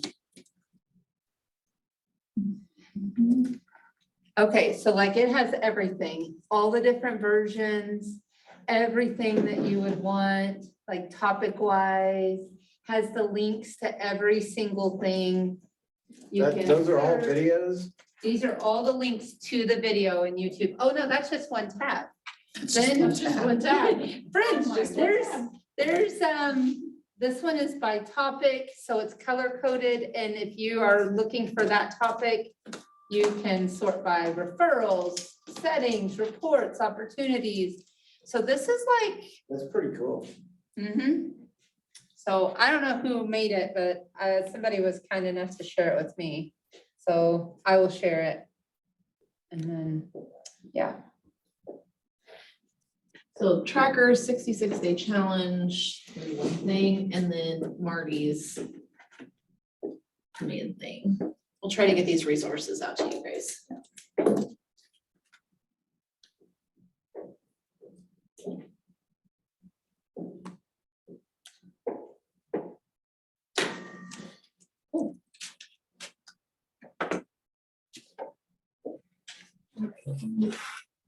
Minutes. How long have you been in real estate? I got my license in September, but by the time I got it all done, it was like November. And then I was on a team in Branson. Okay, whose and team? Karen Best. I love her team, but I live almost of Oliver. So, yeah, it didn't work. So I've been here since, this is just started my 4th week, Okay, and I just have to open. awesome. I keep telling Shanna. So I'm swimming. I've been a stay-at-home mom for 24 years, so it's not like, Are you focused on any certain area? Like, are you looking to kind of stay in that, like up towards where you live? no, Or you're anywhere. like, I'll go anywhere. Like, I can go anywhere. I'm used to driving. So you're doing all of it, buyers, sellers, everything? I'll take anything I can get at this point. Right now, it's just buyer. I have 2 buyers, 3 buyers that are looking. Yeah, I love it. Nice. Are your kids, are they gone? Are they old No. enough to take care of themselves? Yes. So my oldest, he'll be 24 on Sunday. And then I have a 22-year-old that just got married in October, 16-year-old or 19-year-old daughter, 16-year-old son, 14-year-old son. So my oldest is getting his master's, so he's at home while he's doing that. My daughter's home from college, which They're all my house- back. Yeah, my house has a revolving door. There's always kids in it now. So it's super fun. We just took our first vacation where we let our kids take people, so my daughter is graduating college this summer. My stepdaughter just graduated high school, and then my son will be 17. And we let each of them take a friend, and I'm like, it was a whole new level of vacationing with that age group. So, Even a vacation. oh, it was fun. Oh, it's so fun. It was a little wild, but it was fun. And I just had to be like, okay, I have grown adult kids now. It's a mindset. And I can't have opinions of what they do because they're adults. And so that was an adjustment, but I was like, I just gave in to like, we're here to have fun. And then when I let go of like being helicopter mom, it was fine. It really, it opens up a whole nother. I told she and I giggled, I'm like, yeah, I now know what my daughter does on weekends with her friends and forget what college life was like, and I'm like, My oh kids will my try and tell gosh. me stories. They love to get a reaction. I would out rather of just me. not know. I'm like, I don't want to know. Yeah. And they just think it's so funny and I really don't want to know, but they I actually worried really about, want to share it. I worried about them less though this vacation than I did when they were like 13, 14, 15. I'm like, it's so much actually better. It is. That's because they're older and your fears change. Like, now they're responsible for themselves more than you're responsible for them. But sometimes even mine, they do things that I'm like, do you do that all the time when we're not around each other? Cause I'm scared. I always tell them, I'm like, I've taught you right from wrong, and if you mess up, you're on your own now. So, Yeah. It like, I doesn't. love you, but I don't bail your people out of problem. jail. I say that all the time. I don't bail people out Don't of call jail. me, I won't answer. Yep. So you should probably use your first phone call for somebody else. Not it. Okay, so really quick, we'll let some people filter back in. I'm gonna go through the TCPA really quick. Did Wes go through it yesterday with you guys too? Yeah, he did. Okay, we'll go through it really No briefly, call. just because we have to, Oh, the yeah. non-solicit. So the Do Not Call Telephone Consumer Protection Act. This is a huge thing right now because KW and MAPS coaching, they just went through a huge lawsuit basically of cold calling, our agents cold calling and calling people on the different call list. So there's a reason that this gets repeated quite a bit. It is a national thing where multiple brokerages are now getting sued over what you can and cannot do with dialers. I would assume pretty quickly, now that we're in the dialer world, if they're cracking down on that, There's probably gonna be something that comes out later around how we can and cannot auto text people, or who we can and cannot call and how we can call them. So it's mainly around like the auto dialers, like a Vulcan 7 or a Mojo type thing. But there is a reason that people repeat this quite a bit, because they're really cracking down on it. The TCPA regulates calls and texts to cell phones and landlines, auto dialed calls, pre-recorded calls, faxes, and calls to numbers on the do not call list. Class action litigation for TCPA violations is increasing, potentially exposing agents, market centers, and KWRI to catastrophic financial damages. Consult an attorney for guidance on the TCPA and DNC laws, including consent requirements, auto dialer restrictions, and pre-recorded messages. So earlier when I said to you, get permission from them to follow up with them, this is why. There were several agents, several teams named in this litigation that went through. It was a huge ordeal and it was a ton of money. And so it is a thing. And there are, you know, if a client, if they're on the DNC list, the do not call list, and you call them, most of the time you can come up with an excuse and they'll let it go. You will have a client here and there that will take it all the way. Don't be a victim to that. We've had a handful of scares with that. Clearly, we use dialers at a high level on our team, and there are some people that want to push it, and it's uncomfortable and it will cost you a lot of money. So under the TCPA, these are kind of the do's and don'ts. The auto dialers, they regulate calls and texts to a cell phone using an automatic telephone dialing system. If you're using something like Mojo, that will kind of pull some of those people out for you, and it is more locked down than what like a Vulcan 7 would be. Ashton Gonzalez is teaching your lead generation class in a few weeks. She is a pro on all of this on Mojo and Vulcan 7. She will go through everything lead generation. I would highly encourage you all to be here in person for that class. You will learn things from her that no one else is going to teach you. She's been with our team for probably 7 years, and she's one of the most skilled lead generators in the business. Out of everyone I coach, out of everyone I've listened to, she is phenomenal. So definitely make sure you attend that class. Prior express written consent. In certain cases, a caller must have prior express consent before making a call. In other in other cases, prior express written consent is required, including certain text, artificial voice, or pre-recorded messages. There are systems out there that you can, like slide dial, if you guys have ever heard of slide dial, where you record a message and it never rings their phone, it just sends you right to their voicemail, and you can leave voicemail with your message. They're cracking down on those types of things. Penalties on a slide dial, if you slide dial a DNC, they're up to $1,500 per violation. So if someone wanted to push that, the fine on it's $1,500 per call. Several states have their own laws governing telemarketing. Talk with your brokerage about any rules. So if you ever come across one of those, go talk to Jim, and Jim can tell you how best to take your next steps. The best thing you can do is subscribe to the registry. Honor the do not call request. So if you're using something like Vulcan 7, Mojo, it will give you the list of names on the DNC. Make sure you pull those out of the dialer before you call them. Check before you call. So if you guys are calling expireds, if you're calling canceled, if you're circle prospecting a neighborhood, it is a really great practice to ensure that those houses are not already listed with another agent. It happens. Also be mindful of sometimes you may call a cancel and they may not, or an expired, they may not know they expired. And so that's an interesting conversation that you will be having with them. It's also a really great opportunity for you because clearly their agent did not communicate with them on their expiration date. And then outside of that, penalties for a DNC violation total up to $43,280 per call. Fines for violating a state DNC rule vary from $100 to $25,000. So again, it can be very costly. And sometimes there are an unlucky few who do get hit with those. One of my favorite things, and we'll talk about this some throughout the rest of the class, is our belief system. So when we talk about the Y4C2Ts, are all of you familiar with what those are? The most important one, I would say, if not the most important one, but the one that comes up a lot in real estate, especially in the conversations we have, are the win-win or no deal.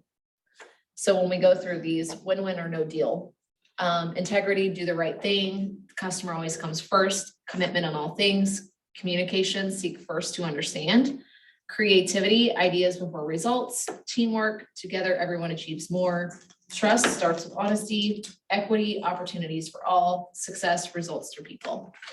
When we talk about our belief system in the Y4C2Ts, and you guys begin your journey and say someday you want to hire people.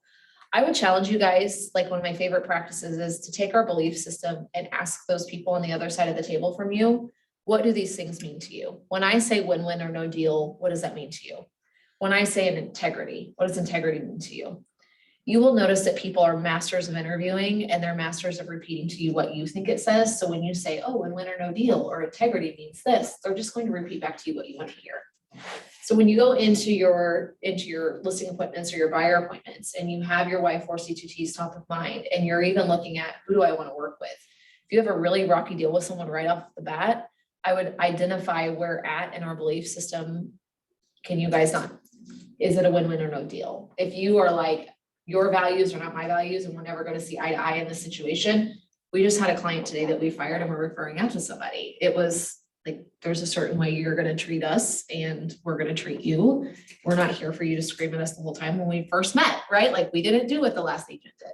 So those are really good practices around setting yourself up for success. It doesn't mean you have to work with every single person that comes across your plate. Set boundaries, know your worth, know your boundaries. Otherwise, you will burn yourself out. You will have really terrible reviews left for you. And so if right off the bat, if you know this person's not honest, something's really sketchy, it's a good time to ask yourself, like, am I the best person to represent this person in a deal? Or should I refer it to someone else? So any questions around the TCPA or the Y4C2Ts? If you're doing the campaign ads through command, and you're capturing their information from that, like they're consenting to put in their information. Yes, and that's always, so if they have plugged into, say you're on Facebook or you ran an ad and they have to fill in their information, just call them and say, hey, this is Sam with Keller Williams. You had registered on my site to get information about 123 Main Street. Do I have permission to keep you in my database to continue to follow up with you? They may say, no, absolutely not. Take me off. I'm on the DNC. That happens quite a bit. Honestly, they don't realize what they're clicking on and they're just trying to get to a property. So they're clicking through it really quick. That's to ask for permission. Yeah, and then I just look through the timeline, and if they've unsubscribed from anything, then I just take them out. Yeah, and it's totally fine. Like you can throw them on your newsletter. Like if you have a newsletter that goes out or you put them on a marketing plan, if they unsubscribe, great. A lot of times people can't figure that out, even though it says unsubscribe really big on the bottom. If they're like, take me off of this, walk them through how to take themselves off of it. But yeah, if they ask you, be proactive and quickly taking them off so that you're not getting some type of bad review left. Once they're out there, you can't take them away most of the time. Okay, yeah. I have a question to the local commercial expert. Oh, Sure, what are you- no. Did you see that? I mean, Here we go. because I know you're gonna know this, what are your thoughts on the TCPA and commercial prospecting? So it doesn't, so right now businesses are not really on there. So you can't exclude your business. It's only meant for like personal. So really, I would tell you though, your reputation is very important. So if somebody says, don't call us, we have a no solicitation sign on our door, or whatever the case may be, you should honor and respect that. Because it's different in the professional world. It's different versus commercial with no emotion. They'll flat turn you off and never talk to you again, and it will never bother them. So just protect your reputation. What do you want to be known as? And I'm probably not gonna robocall every business in Springfield because that's gonna say something about my reputation. Just saying.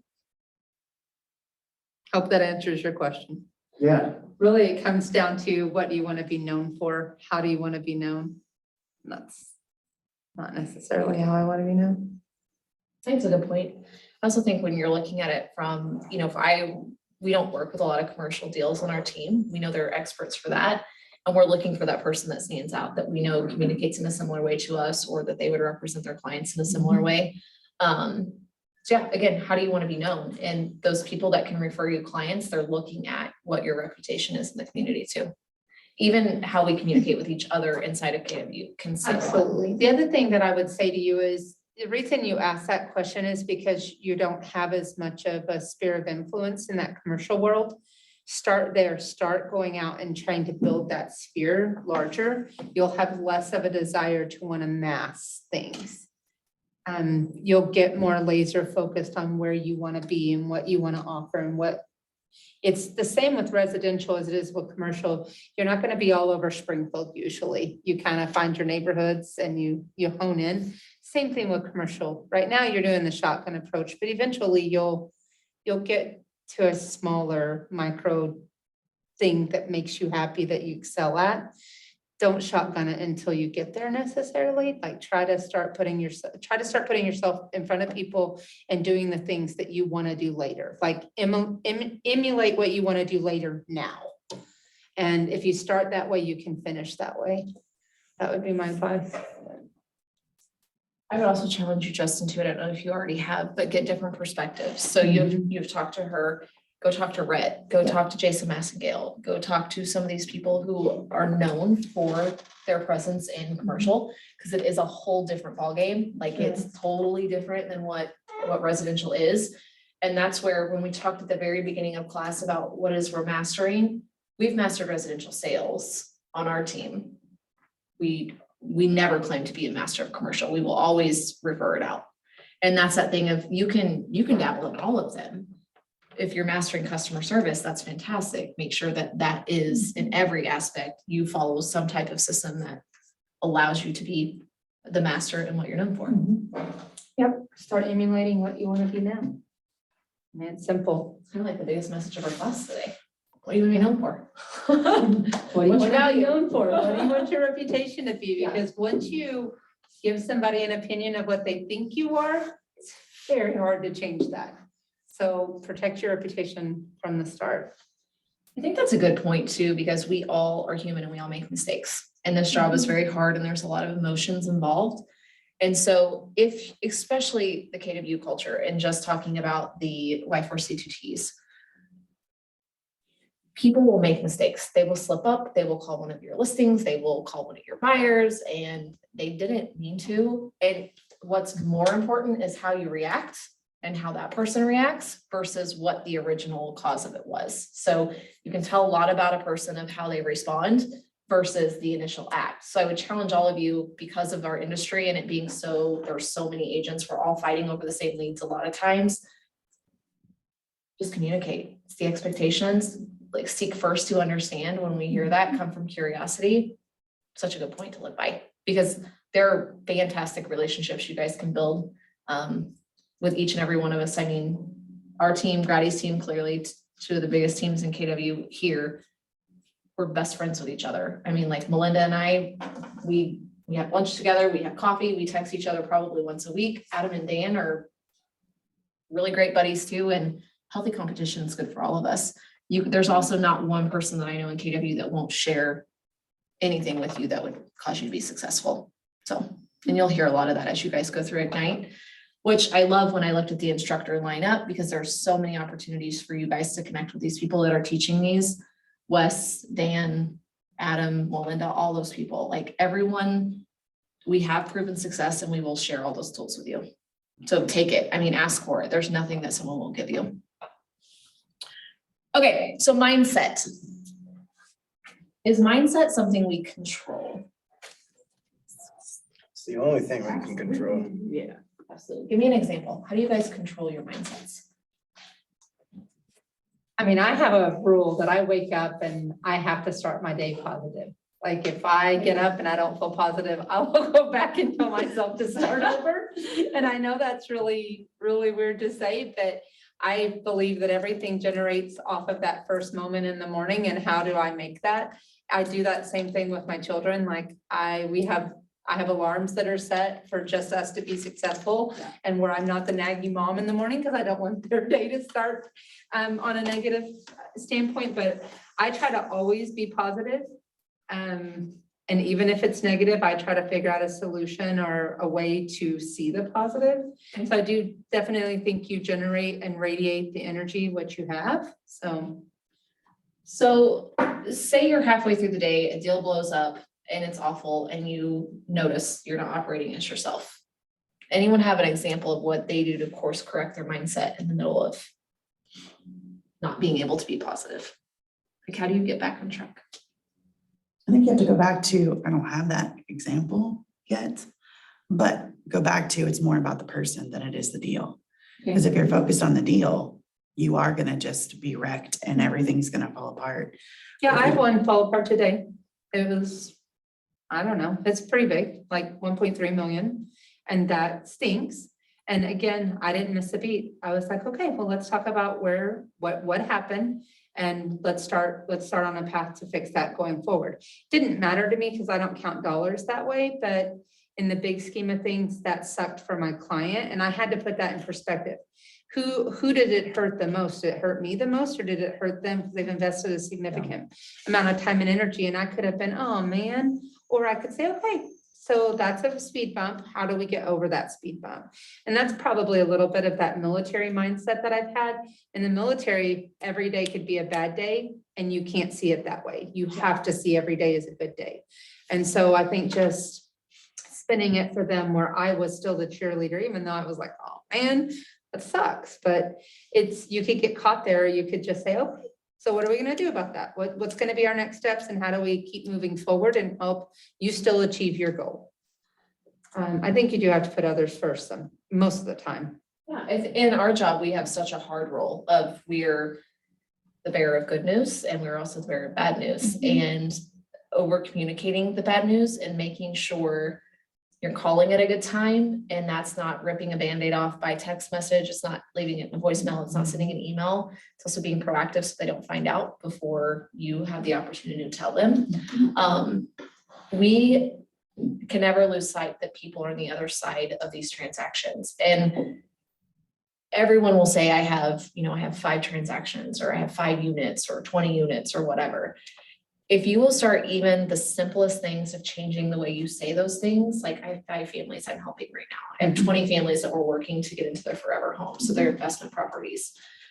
That, as you guys get busier and your success takes off, it's a good foundational piece to come back and build that habit of how you say it, because it will remind you every time it leaves your mouth that like there are families on the other side of this. Yes, it's how I make money. Yes, they are units, they are deals, they are transactions. And you'll have people that laugh at you when you say it. Even as a coach, when I correct people and I say, you know, how many families are you helping? I have clients that will laugh and be like, I hate that you say that. And I'm like, well, they're families, they're not units. And so I think that of like standing behind that and understanding we live in a very emotional world of real estate. They're the biggest things, it's the biggest investment they can make. Our economy, where it is right now, there's so much more stress that's involved in what you're doing right now. It's not just the customer service aspect. It's truly taking your emotion out of it and allowing room for their emotion, and then being the person that stomps out the fear or stomps out the negative. And unfortunately for us, you may have 5 or 6 deals at one time that are awful. And so what you do for your mindset matters so much. How you start your day matters so much. Like, I don't pick my phone up in the morning until I leave the house. We just went through this in like a Bible study. We learned, it was a challenge, and I was like, I can't go a week without looking at my phone in the morning, right? It's the first thing I do when I wake up. I'm like, ooh, what's scrolling? The difference it's made for me, like there's no negative, anything that I see that comes in first thing in the morning, I shut my alarm off, I get up and I have a routine, and then what I listen to on the way to work. And if you guys can identify what the triggers are that will shift your mindset, even putting titles on those and creating a boundary around them. Like, I know I get challenges happen in real estate, but before 10 a.m., if you're on my team, like, don't come dump your challenges on me. I need you to try to try to figure them out, but I protect my time until at least 10 a.m. to get through my stuff. And then after 10 a.m., I'm available to you. So if like your morning time's lead generation, that's a positive time. Feel that should give you energy. That's like where you can have a protected, great mindset. Don't allow anyone in your safe space of your morning mindset. Otherwise, you're gonna have a terrible day. And if, like, I loved when you said, like, if I wake up crabby, I just start all over. I just go get back in bed and start again. Yes. And it's sad to say it that way, but I literally go get back in bed and I tell myself, when you get back up, you can't be that way. I called Dan this week and I'm like, I'm having a crap morning. I will be in 30 minutes. I'm gonna stop and get a coffee. I'm gonna go read a book for a second and then I'll be in. But it was like, I knew if I walked into a team of 15 people who rely on me and who need me the moment I get in the door, if I walked in that way, guess what? Their day would probably go that way too. And we don't realize how contagious we are. And that comes across to our clients too. And it is, now that I have so much awareness around it, it's really hard for me to watch others, the way they communicate with their clients or other agents or with each other. And it's like, just be the change you want to see. Yeah, in my old life, I had 550 employees and I used to tell them, your bad day will not become my bad day. Yeah. So if you're having a problem, Like I my expect you kids. to come with at least 3 to 5 solutions to what you think your problem is, because your problem doesn't actually become my problem. I won't allow that. So I will help you find a solution, but I used to say, your bad day will not become my bad day. Hopefully my good day will help become your good day, but your bad day will not become my bad day. Well, and that's a good point. As we talk about, when we talked about the 66-day challenge earlier through the one thing, what's the one habit that you can implement right now that would allow your mindset to stay positive, or that would allow you to get off on that first step? Does someone care to read this quote out loud for me? To achieve your highest potential, these 6 core competencies must be done consistently and done well. Gary Keller. Okay, what does that mean to you? Let me say that. The 6 core competencies, now that you know what they are, to achieve your highest potential by following those, they must be done and they must be done well. What would you need in place with mindset and habit in order for you to live this quote? To me, you have to schedule it out. Like, you have to be purposeful in it. You have to be deliberate and intentional. And if you're not, then you won't do it well and you won't do it consistently. Just accountability, whether you're holding yourself accountable or you're relying on somebody else to hold you accountable, like a team lead or just anybody. Accountability. You guys know the difference between a task list and a success list? One thing too. My to-do list is always huge, Okay. but my success list are things I will not compromise on. I throw a lot of stuff on my to-do list. Yeah. At any point they could be done, right? At any point they can be done, but then I have these are a must list. So Ben Kinney did a class with us one time. It was our team advance for the next year.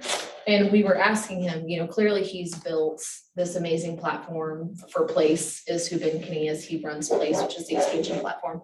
And he has so many irons in the fire. We're like, Ben, how do you keep track of everything you're doing? And he kind of, I'll mess this up, but in a nutshell, he was like, I start my day every day with a purpose. But every day at the end of the day, I look at my to-do list and my success list. He's like, I look at my calendar and he's like, if it doesn't really matter, I take it off. And he was like, what I do is say, this is the one thing I must accomplish tomorrow. And he's like, I may have 3 things on like my success list, but there's one thing that it's like, if I were to do nothing else but this, I would win the day. And he was like, I try to get rid of everything else. And he was like, I look at it the night before. And so I'm clear the next morning when I wake up exactly what it is I must accomplish the next day. And he was like, at the end of that day, I say, how did I do today? What do I need to move to tomorrow? Did I not accomplish it? And he's like, if I don't accomplish it and it's on my list 2 days in a row, something's missing. Either I'm not committed or I'm focused on the wrong thing or something's getting in the way. And he was like, as you start looking at like how to be successful and what your calendar needs to look like and what your commitments need to look like, he's like, you must look at them in the morning. You must look at them in the night. How did you do? Does it need to go tomorrow? Did it matter? Did it not matter? And he's like, otherwise you will forever get stuck in this to-do list trap. He's like, even your success list can become really large. Like, so my rule of thumb is like, these are the 3 things I have to accomplish tomorrow. I always have 3 and then I do them by priority. Otherwise, I'm like, if I want to leave it tomorrow at noon and I've gotten through my success list, great. We all get into real estate for flexibility, yet most of us get trapped into working 10 to 12 hours every day and then we burn out. So that's where your success list, partnered with your mindset, can help you be able to live in this environment a lot longer than some people do. Justin, I'm curious because I know you've been on other teams. Are you on your own now? Mhm. Awesome. What has been some of your biggest learning moments in terms of having that having a habit or a calendar you're following or a list? Like a year ago, I was just doing lead generation, like, I don't know, 4 or 5 hours a day. And like doing, and this is all on the phone, just doing it day in and day out like that makes it where if I want to go sit down and make phone calls for 2 or 3 hours, it's not such a big deal. And so like developing the habit, the ability to sit down and do that was something that I like, it was a huge pain before doing that. And now it's not a big deal at all. If I want something right now, I want to go make calls, I can go do that. Discipline, commitment, flexibility. Endurance on that. It's exhausting. That's a daunting. Okay, so let's discuss some realities about being a real estate agent. How long on average does it take to get a buyer or seller to sign a contract for a sale or listing? Does anyone know?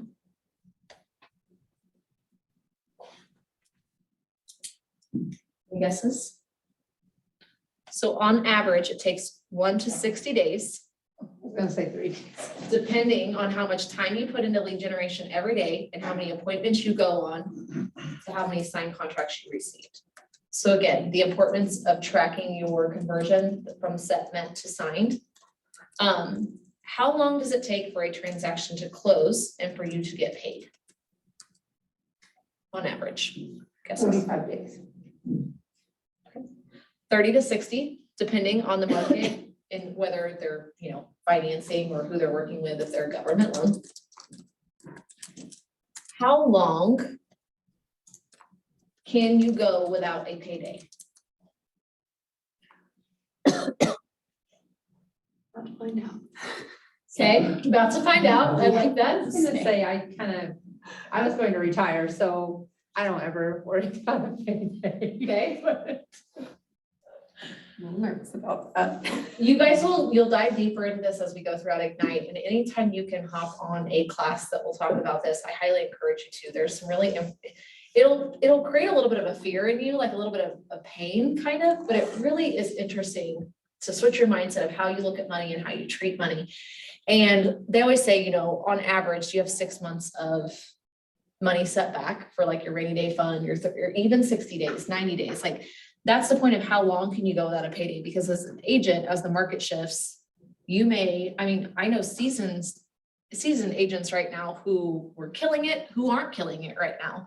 And they live a very lavish lifestyle and they're not having closings. And they're unfortunately learning pretty quickly how long they can't go without a payday. You guys are in an amazing spot where you're like, you may have 1 or 2 closings right now and you're building up.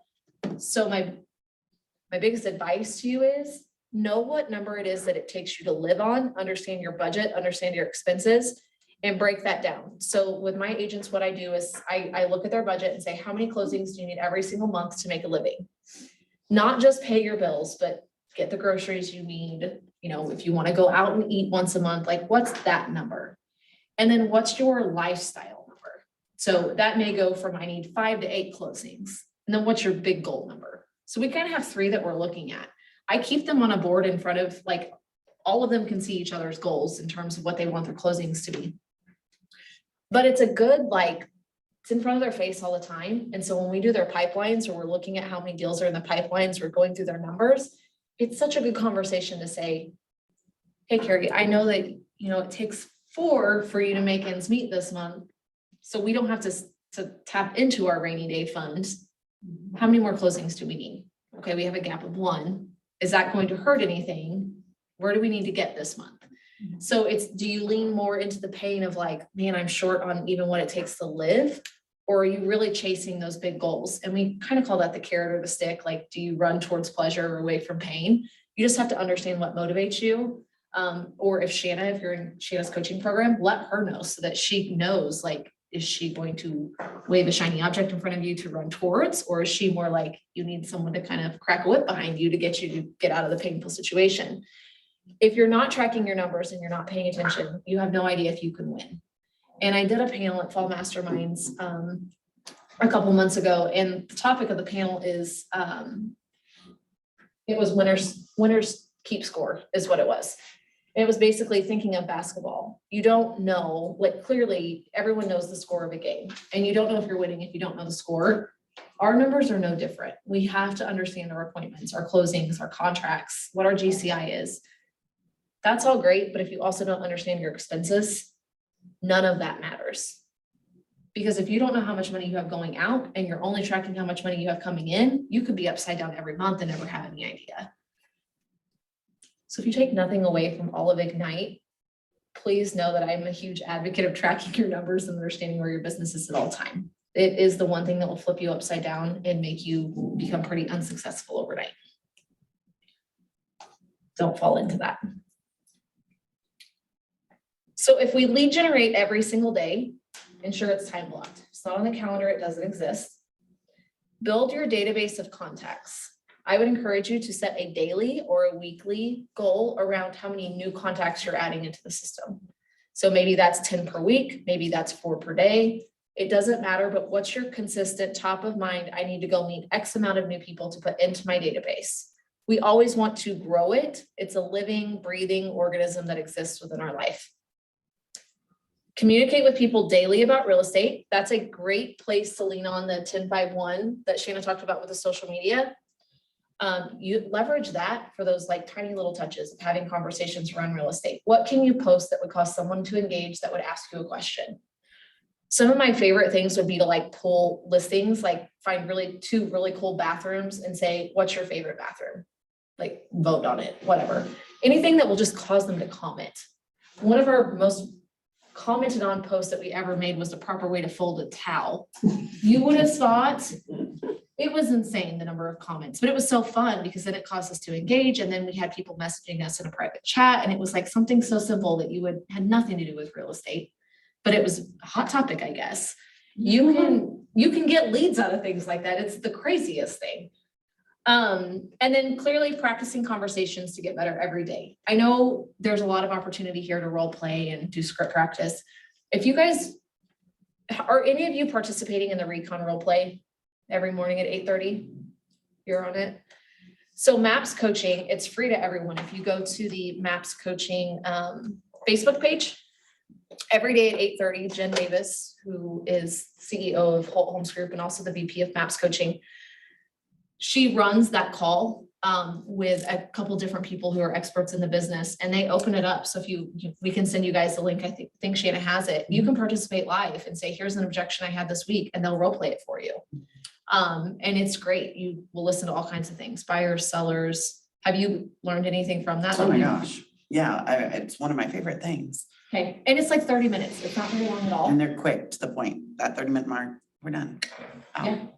And they'll go through and they let you say like, what's an objection you're having right now? And they'll just actively role play it. So especially in commercial world, that may be an awesome opportunity for you to challenge some of them, because I know a lot of them are skilled in residential. And depending on who's on the call, I would love to see you stump somebody and then actively role play that. But there are tons and tons and tons of opportunities for you guys to practice with people outside of this room. Even, I'm a coach, Rachel's a coach. We all have clients too that are always looking for role play partners. So if you want to even get completely outside of our market here and talk about what other people are having challenges with outside, it's always an option to just reach out. So, here's a quote I think you guys covered yesterday, but it's one of my favorite ones. Anyone can do it. Not everyone will. Will you? Will you commit to the 6 core competencies? We all have the same amount of hours in a day. We all have the same opportunities. It really is what we put into it and how willing you are to get out of your shell and go ask for help and to make the connections. When I first got into real estate, probably my first 3 years on the job, I would go to family reunion, mega camp. I would go to all these places and I would not go anywhere without my team. I would only hang out with Shanna or whoever, because I'm naturally introverted. In 1 year, my challenge to myself was I want to get uncomfortable and I'm going to network with people at this event. And from that event forward is where my career changed. It's where every opportunity I have opened up. It was reaching outside of my local market and making connections with people all around the country. that allowed me to grow such a large referral network. It allowed me to really become a coach. It allowed the opportunity I have within the ops community. I would challenge you guys to really look outside of what you have just here and make some of those other connections. Referral opportunities are some of the best opportunities you can have. It's the easiest way for you to make money, is referring people out and taking those referrals in. And you're never going to have that opportunity if you don't put yourself out there. Melinda, if she teaches, I think she's teaching the Get to the Close, which is number 12 maybe. So Melinda from Adam Grady's team. If you guys can remember, ask her what she does when she goes to events. It's pretty impressive. I watched it. She was at 2 of my panels at Family Reunion. It's amazing to watch the way she glides around a room and talks to people and makes connections. There's a science behind it. I don't even know.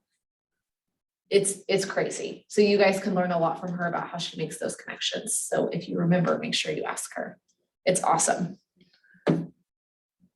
Okay, any questions so far around just mindset stuff that we've walked through? Yeah, go ahead. Let me ask this question. What are you doing really well right now that you're confident in? It doesn't even have to be real estate related. I'm a great communicator. I try to always have a plan to communicate, but, to have a plan about that communication. Okay.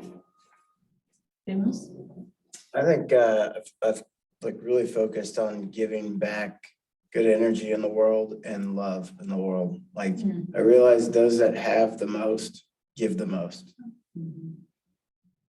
I like to coach people and pour into people too. I coach gymnastics. If anyone ever has a question, I'm more than happy to help them.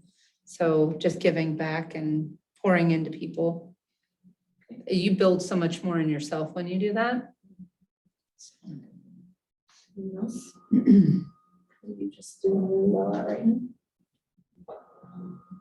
Rolling with the punches. Okay. Surviving. Being flexible is a great tool to have in your tool belt, because that will help you so much to just be flexible and to roll with the punches. I'm enjoying like reconnecting with people that I maybe have not talked to over the years or whatever. And it's just like people that you not talked to for years, but now that like just created my Facebook business page, and like people I hadn't talked to for, 10, 15 years, like the first ones in line to like my page, it's like, I didn't know you were rooting for me this whole time, but it feels good, and then, trying to engage conversation with those people, it's like, I don't know, I don't have the greatest past, so it's kind of like healing some stuff, like, Yeah, but. that's awesome. Yeah. Where do you guys have room for opportunity? Opportunity to learn, opportunity to build a new habit, opportunity to change something. You don't say everywhere. What's your biggest one? What's the one thing that if you just changed, everything else would be easier? Probably self-discipline. Okay. Okay. What about you? That was my thought, my self-discipline. I think everybody kind of is on that path when they've come to like this training. So I made a goal that when I came over to Keller Williams, that I was going to try to go to as many trainings as possible without like burning myself out on knowledge. I'm a perpetual learner by nature, but I'm like, okay, I'm going to embrace, and every single time there is something, I'm going to try to get there. And so I think if you start there, start your self-discipline by saying, I'm going to pour in, and you won't take everything that you're taught, but if you take 1 or 2 things from everything, probably going to be pretty amazing instead of, but I would say just one. I mean, yeah, 1 or 2 is always a fantastic goal, even if it's 1. And that's why I said, keep a notebook where you keep your bullet points of like, here's my opportunity, or this is something I need to implement. Just keep bullet points. Don't make a ton of notes. Like, it's just, if you hear one thing today that you're like, if I need to track my numbers and I need that spreadsheet, fantastic. This is worth it for you. There's going to be a class at some point that you're going to be like, I don't know that I got anything out of it. Were you listening? Did you come into the class with the right mindset of, okay, today we're talking about embrace your job. I wonder what that means. Did you come in wondering like, here's what I would like to take away from this? And that's as you go through the rest of Ignite and as you come to Market Center classes, read ahead a little bit and say, okay, this is what I think we're covering tomorrow. Here's what I think I would want to get out of that, because then you're going to be listening for when that comes up. And if it doesn't, then you can ask a question around it. Otherwise, you're just coming to trainings to come to trainings and you're never going to implement anything. I've fallen into that habit before, and it's not a good habit to get into. It's like you showed up, but what for? So, okay. Awesome. So we're going to kind of fly through functionary versus fiduciary because it's pretty self-explanatory. And it has a lot to do around mindset. Here's some self-reflection too. So let's imagine doing business with a company, for example, a car repair company that doesn't really care about your needs. They just focus on getting the job done and getting paid. They don't build a relationship with you or stay in touch during the job or after the job. That is a functionary. They are there just for a service. They don't care about anything else. Listen to the difference in what a fiduciary is. Let's imagine doing business with a different car repair company. This company listens to you. They anticipate your needs. They help you make decisions. They educate you throughout the entire process. They act like a partner in the process. They keep you updated on the status of the work, and they follow up with you after the job. What's the biggest difference that you guys hear? They were committed to your success. They were engaged in you, not just in the task of the car. Has there been a time that you have caught yourself acting as a functionary? Even if it wasn't here? Even here, I mean, get frustrated with a first-time home buyer, you know, like showing them too many houses or they're wasting your time, whatever. I find myself doing that sometimes, or have found myself. Something I love is sometimes it can be a little bit of an investment unless you find a system that does it for you. But when I can listen back to recorded calls, especially during a time of if a conversation didn't go the way I wanted it to go. As an example, I had an agent call me last night and they said, I need 10 minutes of your time. I want you to listen back to this recorded call that I have with client. I don't understand why they're frustrated with me, blah, blah, blah, blah. It's the whole thing, right? So as I was listening to it, clearly I'm listening from an outside perspective. And I had prepped for this class and instantly I went to, you're acting as a functionary, not the fiduciary. You're putting your emotions over their emotions and really all they want to hear is they're right, even if they're not right. And when you have to say, I don't mean to argue, but guess what, you're arguing.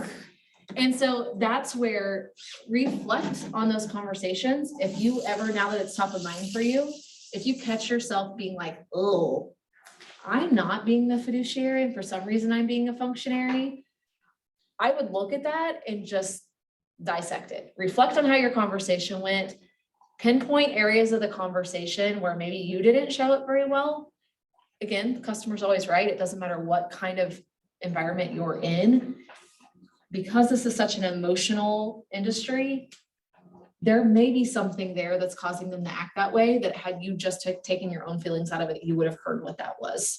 And so it's easy to fall into the functionary. If when they make you mad, it's like, great, I'm just going to get you to the closing table, or I'm just going to get you this or whatever. How can you actively flip the script to become the fiduciary again? And that is always, anytime you can own it. Can this song please just teach the class for a minute? Yes, Right. I can't even. You're so cute. I did not mean to interrupt. You're fine. We all need an interruption of puppies. I always think that to 99% of the time you're listening to respond. So I remind myself, listen to understand.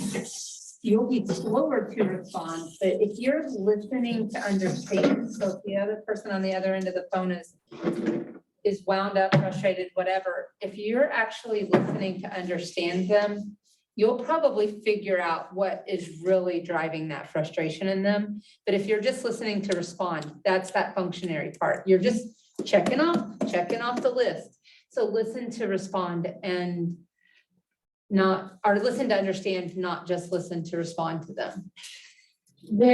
Which hurts the ADD brain, by the way, because the ADD brain is thinking about what they're saying and 10 houses and, 200 things at the same time, but actively listen to understand.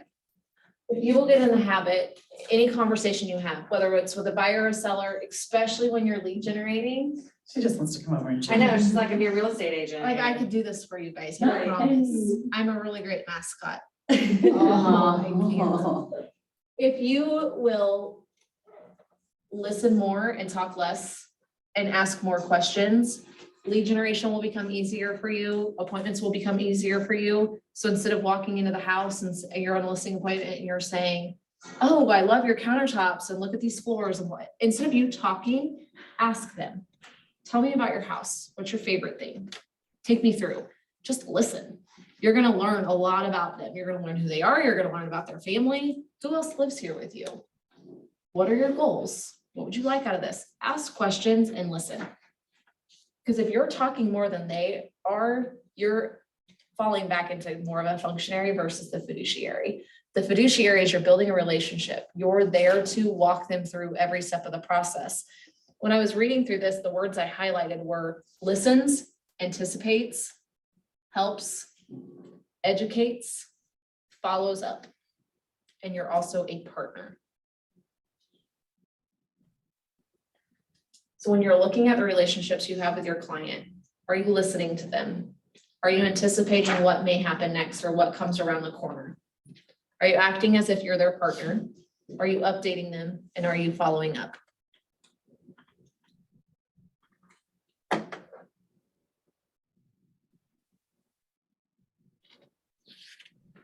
Sorry, guys, I'm getting caught up on the comments. It's like something I'm not really great at here. Okay. How many of you have read the MREA? I'm reading it now. Okay, Skip it. skimmed it. Read it. Read it more than once. Read it once a quarter. Read it twice a year. Whatever you want to commit to, at least read it once a year. I waited 3 years in the industry before I even picked it up and read it. I had heard everyone quote it and I had heard people talk about it enough that I just thought I knew it until I committed to understanding what it meant inside of that book. Again, it was a pivotal moment in my career, and it is also a pivotal moment in most people's businesses that I coach, is when you understand truly why Gary wrote the models the way he wrote them, it will click with you. You will read it different every single time because every time you read it, you'll be in a different place of your business. And so something will stand out more than what it did the last time. So Gary says in the MREA that a functionary is one who is in a specific task relationship with their clients. They do the job, while a fiduciary is one who not only does the tasks of the job, they are also in a high trust relationship with the client and they feel total responsibility for the outcome. So do you feel totally responsible for the outcome of every single family that you help? If not, you're acting as a functionary.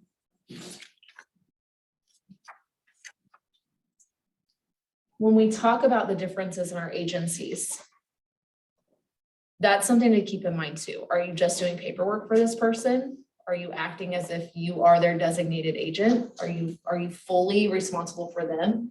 Understanding the different working relationships that we can have with our clients is also important. There will be sometimes you fall into a functionary. If it's a flat fee, that's all they want you to do for them, it's a functionary relationship. But you could turn it into a fiduciary relationship and turn them into a client for life. So there's always that opportunity to flip those functionaries into the fiduciaries. That's kind of where I'm at, is I'm literally going from being the functionary to the fiduciary. Yes, that's such a good example. I just like went off in my head. I'm like, oh. That is a really good example. And that's a little bit of like the task versus success, right? And clearly my background's in operations. I didn't have a relationship with the clients. The only time they heard from me is if I needed something fixed or signed or whatever. But yeah, now I have to like actually have a relationship with these people. Yep. Silly thing won't work. Oh. Awesome. Okay, well. I don't know what this thing's doing.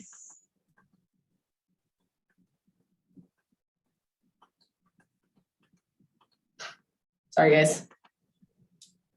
Okay, here's where we are.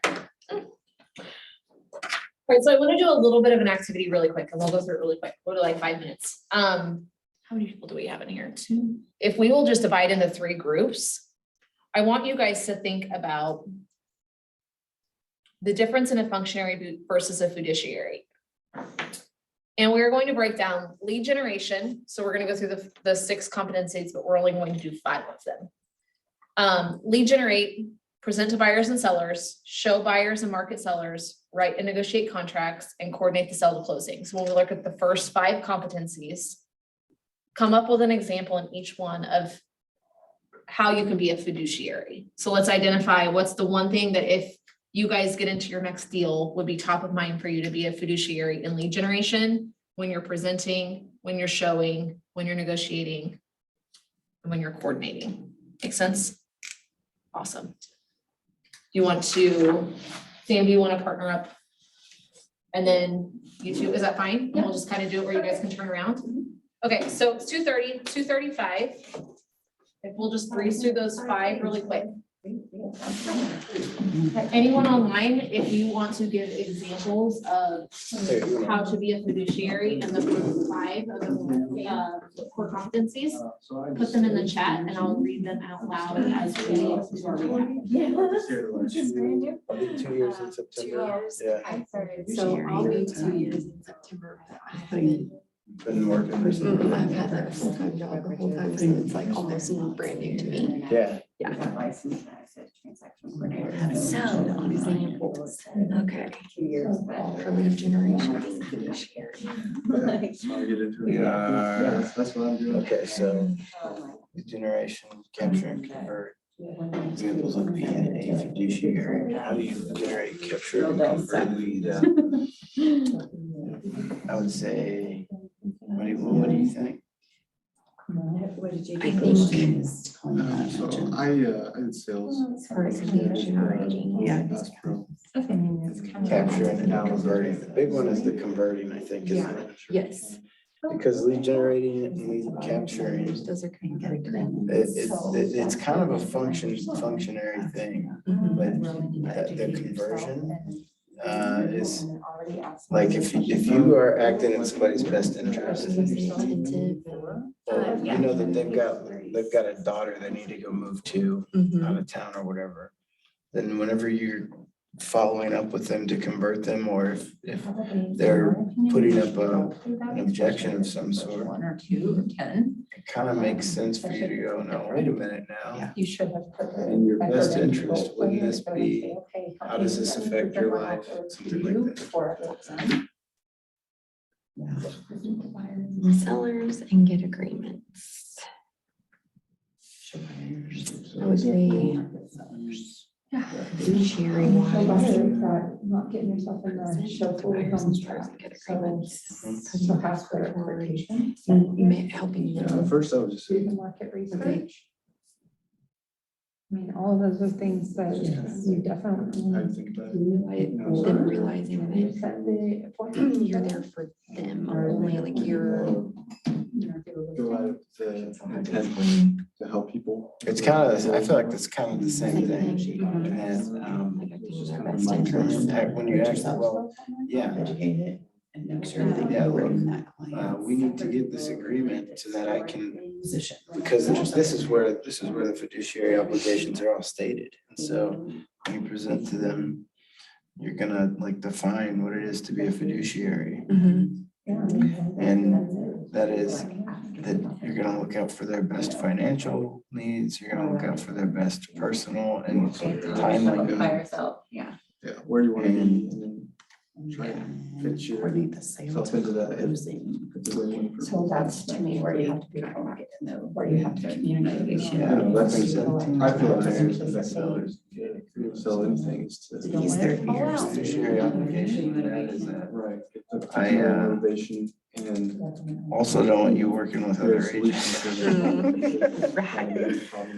Right. Showing buyers and marketing sellers What was that So acronym again?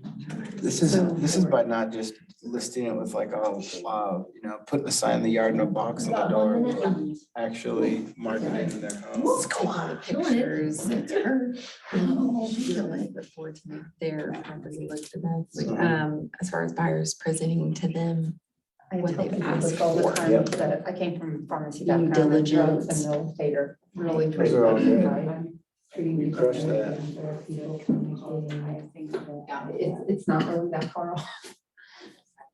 Worlds are really similar, different After products. being an agent, you just like need to go. It's just right, a little scribbly right now, but that's okay. It's all good. Those markers make it kind of hard to. I know. In a lot of ways you do this. That's the right drinking in the list, there's a lot of drinking. I was shocked by that. See, yeah. Yeah. Because anytime So where you you're not have. gonna, you're gonna negotiate for them on their own financial interest, right? You're Mhm. not going to just take the first offer if that's not what they want. You're not going to agree to terms about what they I want. remember I went to like the first event, I was like, whatever. You're not gonna agree to a timeline that isn't what they want So I in have the been to so contract. many pharmacy events all around the world, and I always make friends with the bartender. And I usually give them money and say, if somebody comes up and we come up with a cool name for a drink, and I said, they come up and order this is what you're getting. Financial. And it's always non-alcoholic, and it was just a way Oh, for me to that's awesome. protect myself, because it, Closing. a lot of times people will find you rude and uncomfortable if you That's don't like drink. following. So we would come up with the blue moon or the, just whatever, and it was a fun thing between the bartender and I as well, but I'm like, if they come up and order this, this is what you're making, whether it was cranberry and fried, or, Yeah. just awesome. something, and it was a way for me, Timeline, especially when I was super young, best interest. to protect myself, because a lot of times I traveled by myself, and, maybe we were in Vegas or in Hilton Head or wherever we were, it was Keeping them just in a the loop, protection. like Yep. where we're at. Communication. I teach a lot of women that. That's smart. Almost all bartenders will do that. I've Managing- only had a couple. who Managing the money deal with that. for, And I'm so like, for "Yeah, that's fine, I'll fiduciary, Go and tell them they have to go to that bar all the time. And you Oh, I don't, don't you don't wanna get to do get that that one. she said all the first five. Okay, are we ready? Okay. Perfect. So lead generation, what's an example of being a fiduciary during lead generation? You guys give me an example of that one. You want to? Just calling without an agenda, caring about them first. Okay. Love that. Any other example that you guys came up with? We were just kind of saying, find out what their goals are and help them to climb their goals, whatever, or, pursue that. Not necessarily just try and solve them, Absolutely. try and figure out what the next steps for them and see if you can fit into that. Acting in someone's best interest. All are great. Present to buyers and sellers to get agreements. I'm just gonna start over here again. We said educate yourself beforehand and possibly go and role play that if it was one of your first times you're gonna present. Okay. To a buyer's, or especially if you're gonna present to a listing, make sure that you are competent. We had like being aware of their timeline. So that way, if an objection came up in trying to get an agreement, we would be acting in their best interest. Okay. Sam, how about you guys back there?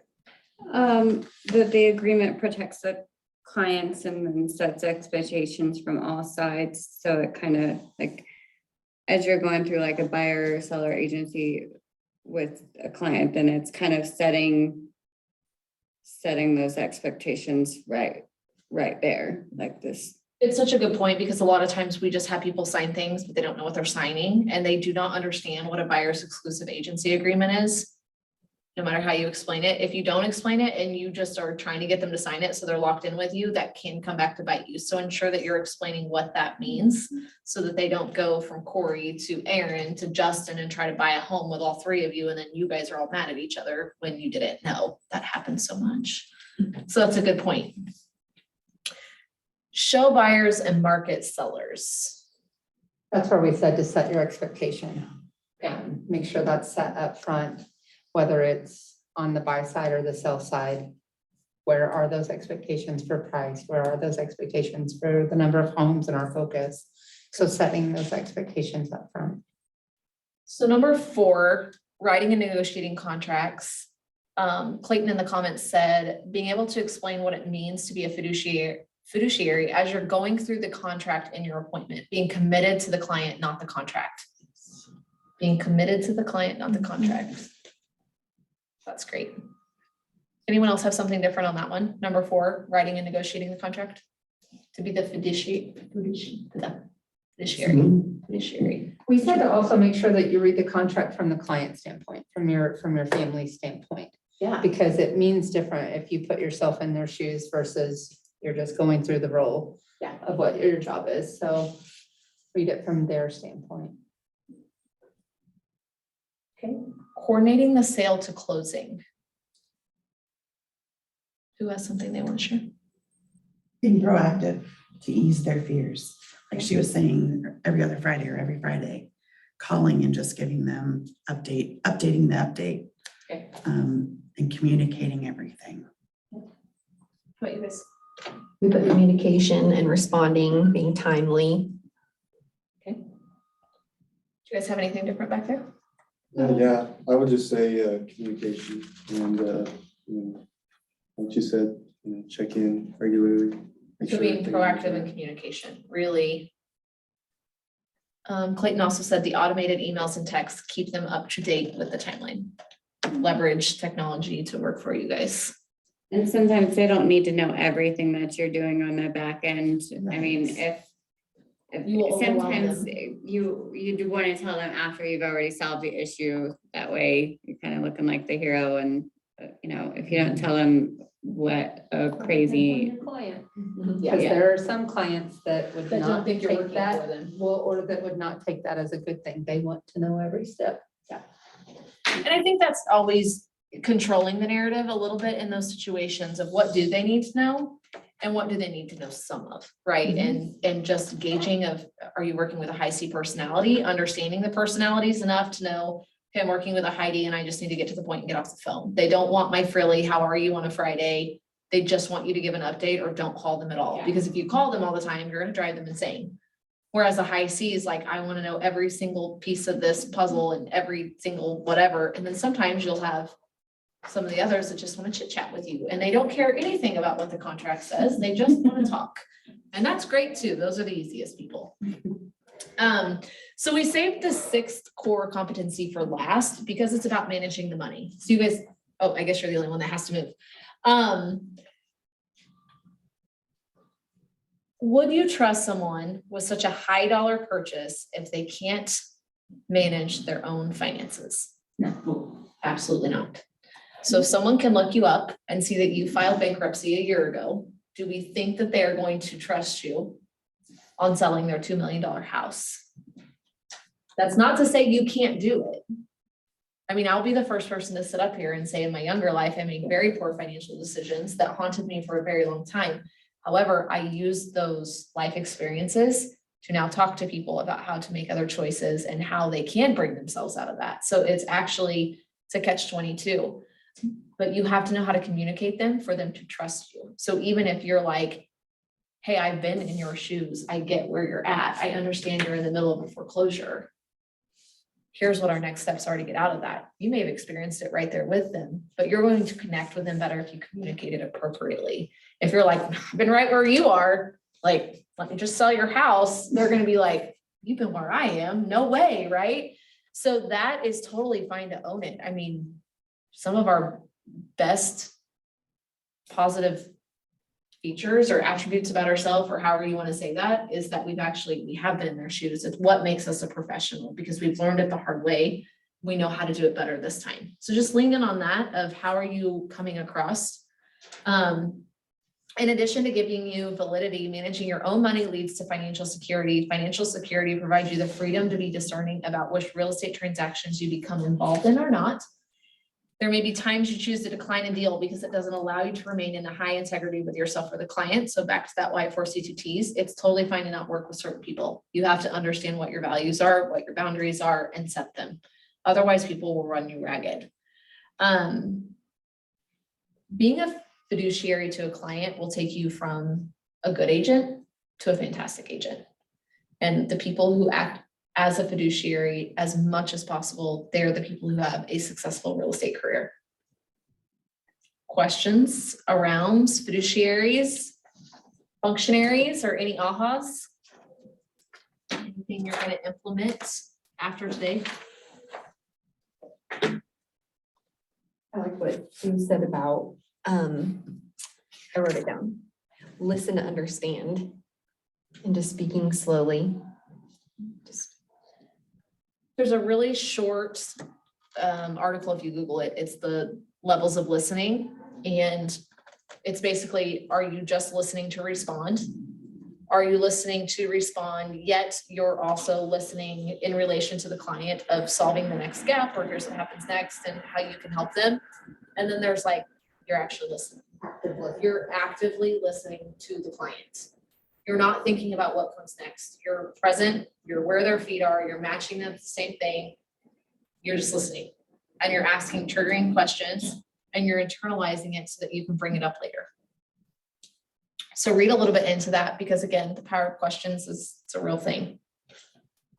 It goes hand in hand though with your ability to listen. I love that this thing finally starts to. Okay, so we're going to review the success system. Nothing else about your business will have as big of an impact on it as the number of leads you have. Some people have a database of 50,000 people. Some people have a database of 2,000 people. Some people have a database of 10 people.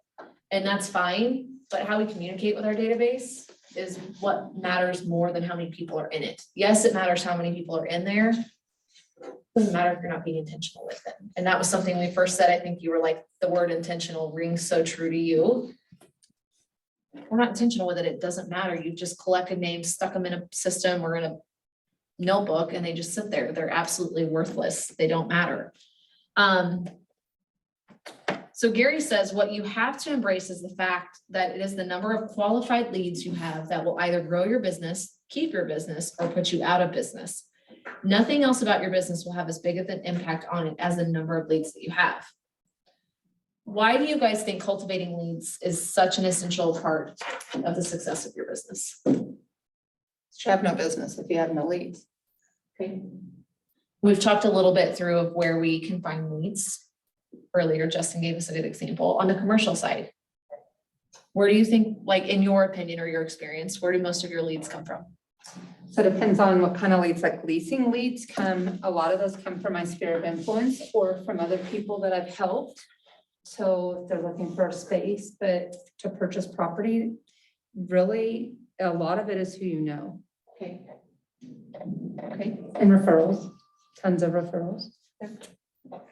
Okay, so kind of the same. It's kind of the same thing. Really, it's a little bit different, but okay.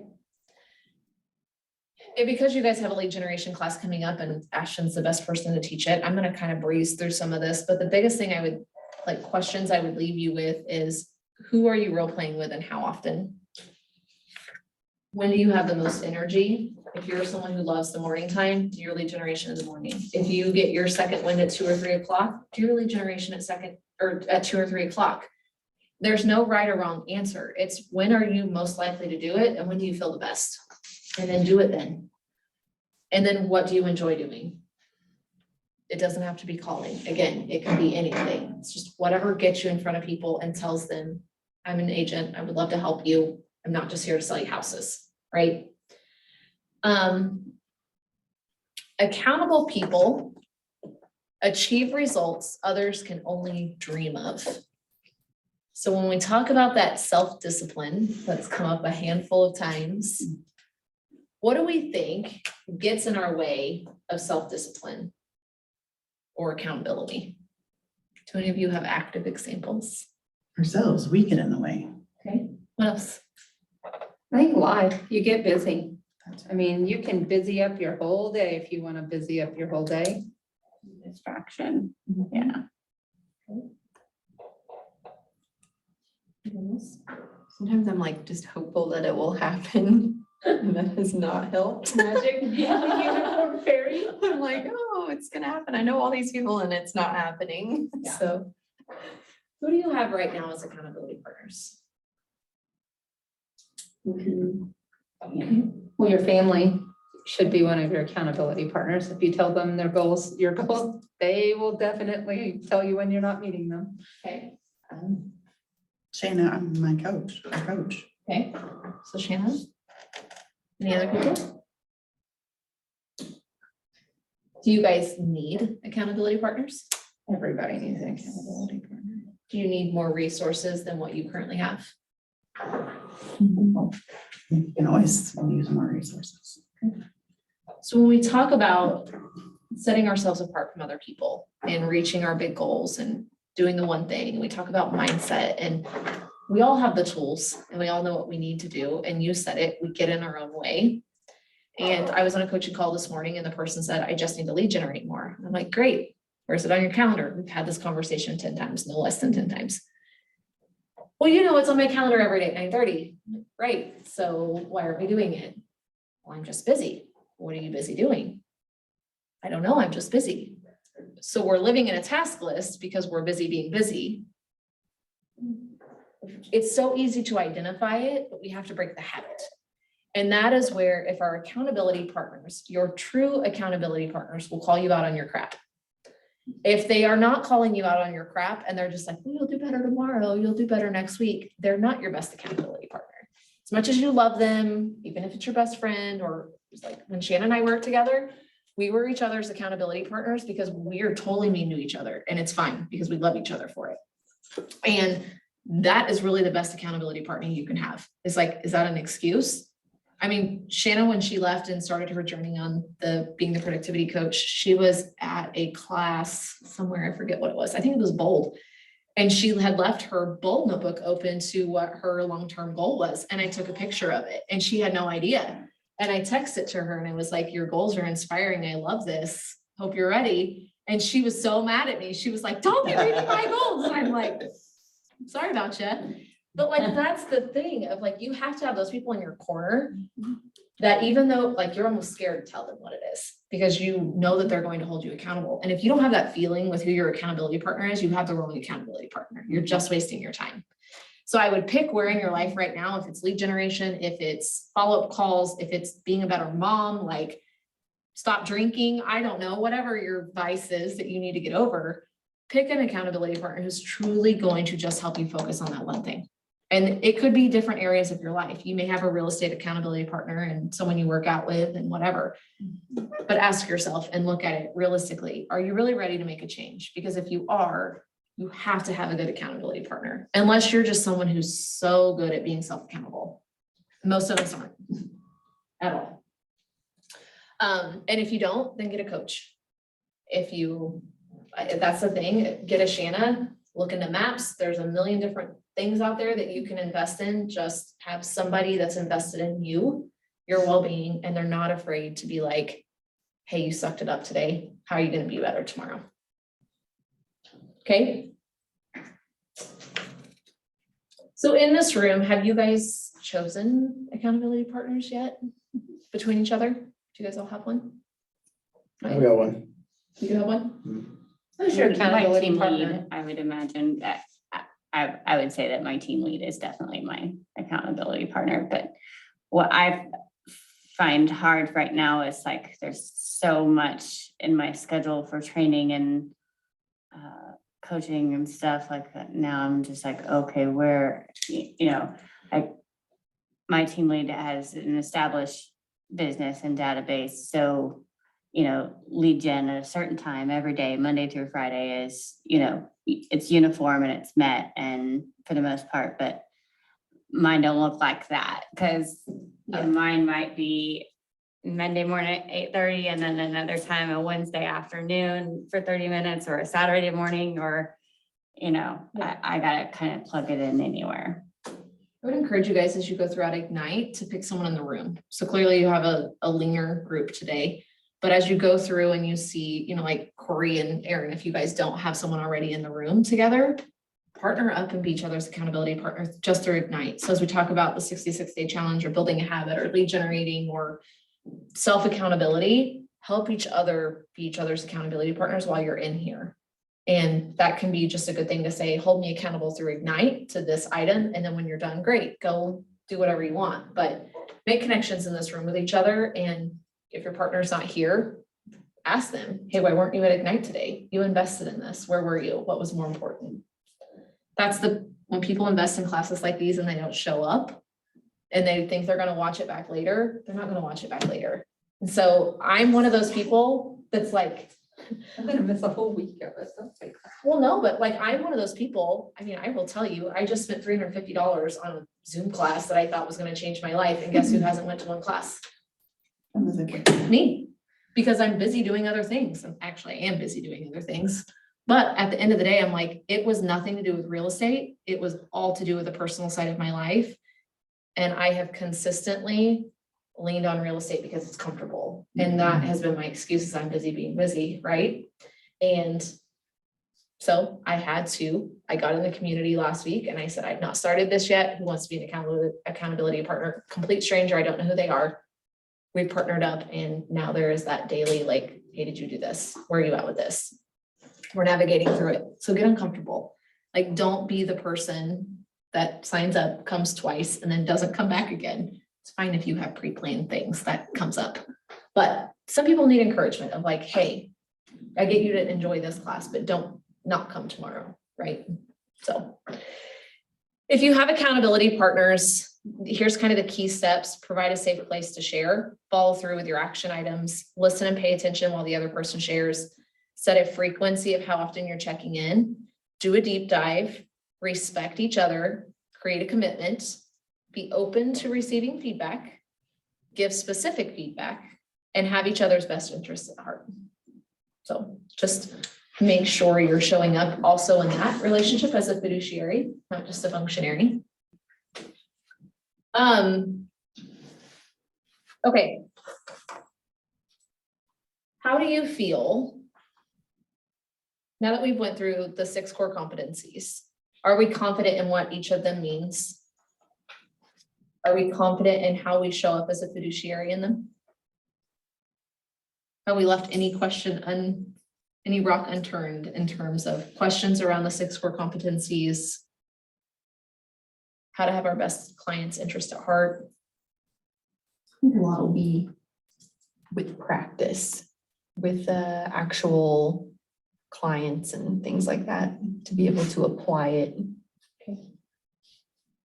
which would help.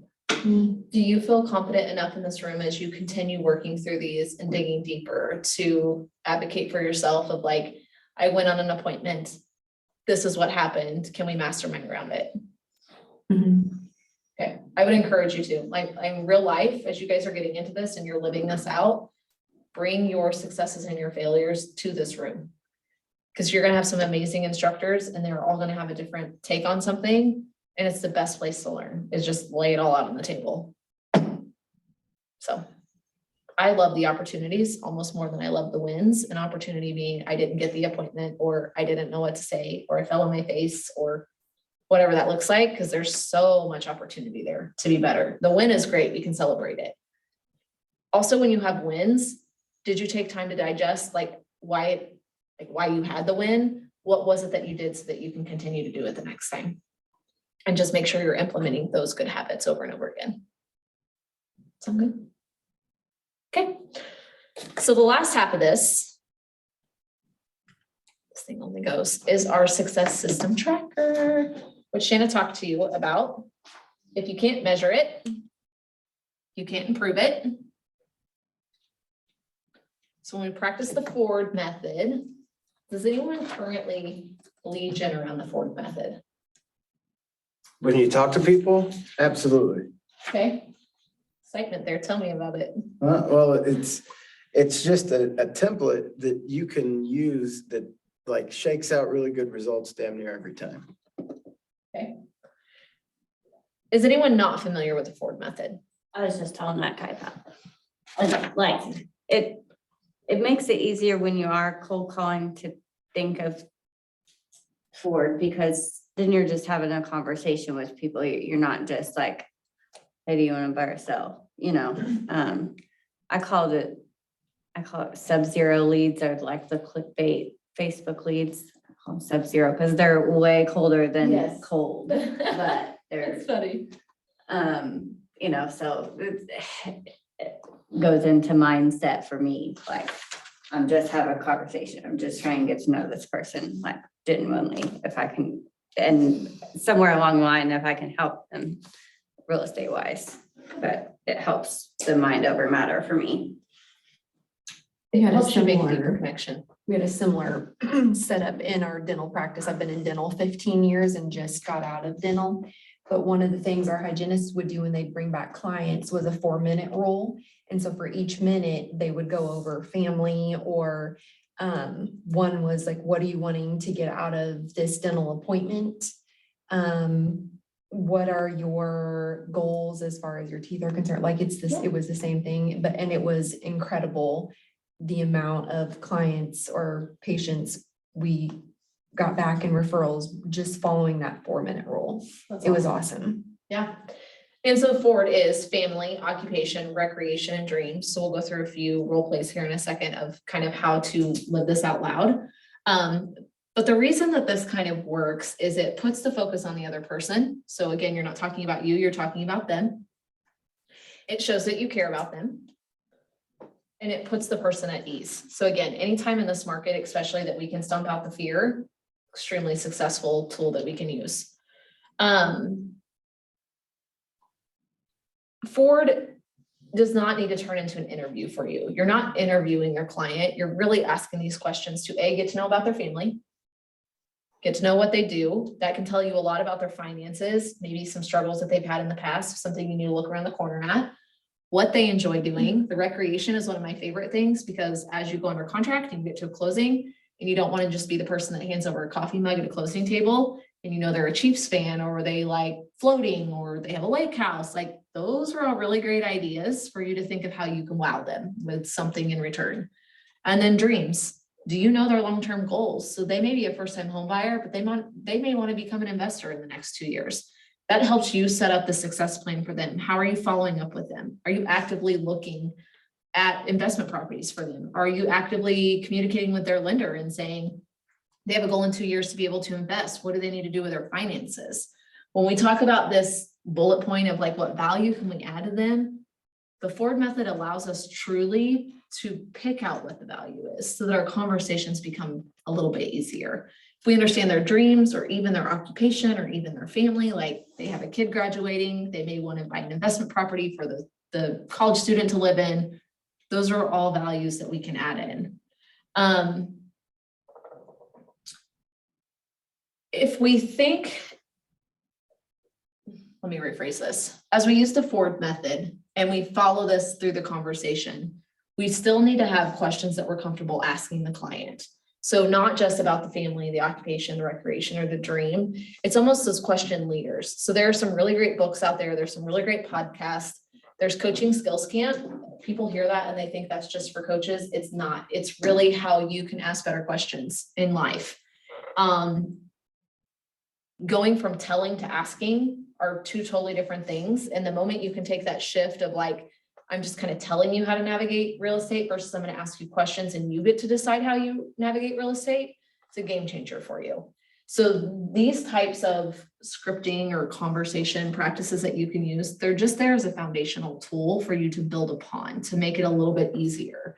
So if we look at a role play conversation, you guys have this in your book. It's page 2.31, maybe. It's a role play. It's not up here on the screen. You probably don't. Okay, so who's willing to go through this?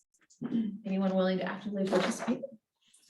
I'll do it. Okay, so here's an example just following the Ford method. Back. There it is. Hey, Carrie, how are you? I'm good. How about yourself? I'm doing great, thank you. It's been some time since we talked. How's the family doing these days? Great. Peyton just graduated high school and everybody's good. That's amazing. So she just graduated. What are her plans? Well, he just Or he, graduated. sorry. He's gonna go to Houston to go to engineering school. That's really great. Will he be staying inside the dorms or are you guys looking at investing down there? Well, we are probably looking at housing for him down there, and if we can find a property that makes sense, that'd be great. Awesome. Do you guys need a referral partner down there that I can help with? Oh, that'd be awesome. Great. Well, I will look and see who I have in that area and we can go from there. How's your job going right now? Oh, fabulous. I'm at Keller Williams. Great. So you're already in the industry. Do you still need me to provide that referral? for you? Absolutely. Okay, great. So I heard you say in there, potentially Hayden's looking at investing, or will he be investing, or will that be you? We'd love to set him up to be able to invest himself. He's Okay. 18. It'd be a great opportunity for him to understand that. And he's been saving for a while, so. That's fantastic. What seminars have you guys attended, if any? On investing? Yeah. Oh, I did the one with Trey and Rachel the other day. That's awesome. Are you interested in future seminars that would be coming up through the pipeline? That'd be great. Do I have your permission to add you into that marketing for that? Awesome. So just following that quick, identify what those little tiny pieces are. Are we investing? We've got a kid graduating college. Then go put them on a follow-up plan. Make notes. When is it that you need to check in? What is it that you need to do? You can just live in the family. You don't even have to go into how's the job going. You could have just stayed in the family section of it of how's the family. That right there was an entire real estate conversation that didn't even go anywhere. Also in the Ford method, it is a two-way connection. So as much as we say, don't talk about yourself as much, there are times, especially in lead generation, where it would be appropriate to say, that's so amazing. Listen to what you say, right? And then me as the agent say, my daughter just graduated high school as well. They're going to college. And then you could connect over that. Man, I know as a mom, that's a stressful time. How are you feeling about becoming an empty nester? Are you guys going to keep the house you're currently in? Or are you guys looking to downsize? So you can have that as an investment conversation. And are you looking to downsize or upscale or whatever that is? You can have so many conversations based off of that one tiny little comment. It's just proactively thinking about, are you going deep enough? Or are you just staying surface level with them of, oh, that's so great, congratulations. And then you totally miss a huge opportunity. So it sounds like Sam and Justin, you both have used the Ford method some. Do you have an example of a time when it's worked really well for you? Just recently, it's fresh in my mind, I got this crazy lead just emailed me out of the blue through my KW. And so we set up a time to chat on the phone, and so I had no prereq. I had her name. I had no idea where she is from, nothing, no clues, no budget, nothing. So I kind of I had like a buyer lead sheet, but it kind of went through those things for me to kind of determine what her needs were. Okay. Occupation tells me if they need an office or, the husband was retired. So family, that was the reason for the move, was kids are in Bentonville. So I want to be closer to the kids. So kind of just went through that just to determine their real estate needs when I had nothing. So it gave me some clues to what they were looking for. That's great. Yeah, sure, open house over the weekend. Okay. Easy way to get in, get contact info from people and start them start sending them houses. Make the connection. Okay. That dreams the last part of the board conversation of, don't think of that as just what are your real estate goals. It truly is like, where do you guys see yourself in the next 5 years? What is it that you're doing? Like maybe they're thinking of a job change. Maybe they want to get into real estate. Maybe they want to get out of dental or the medical field, or those are great things to have conversations They're around. gonna start their own business and they need a building, Yeah. you Exactly. So use this type of method. If you're having a hard time coming up with the value, just call in and start how's the family doing? How's everything working right now with your job?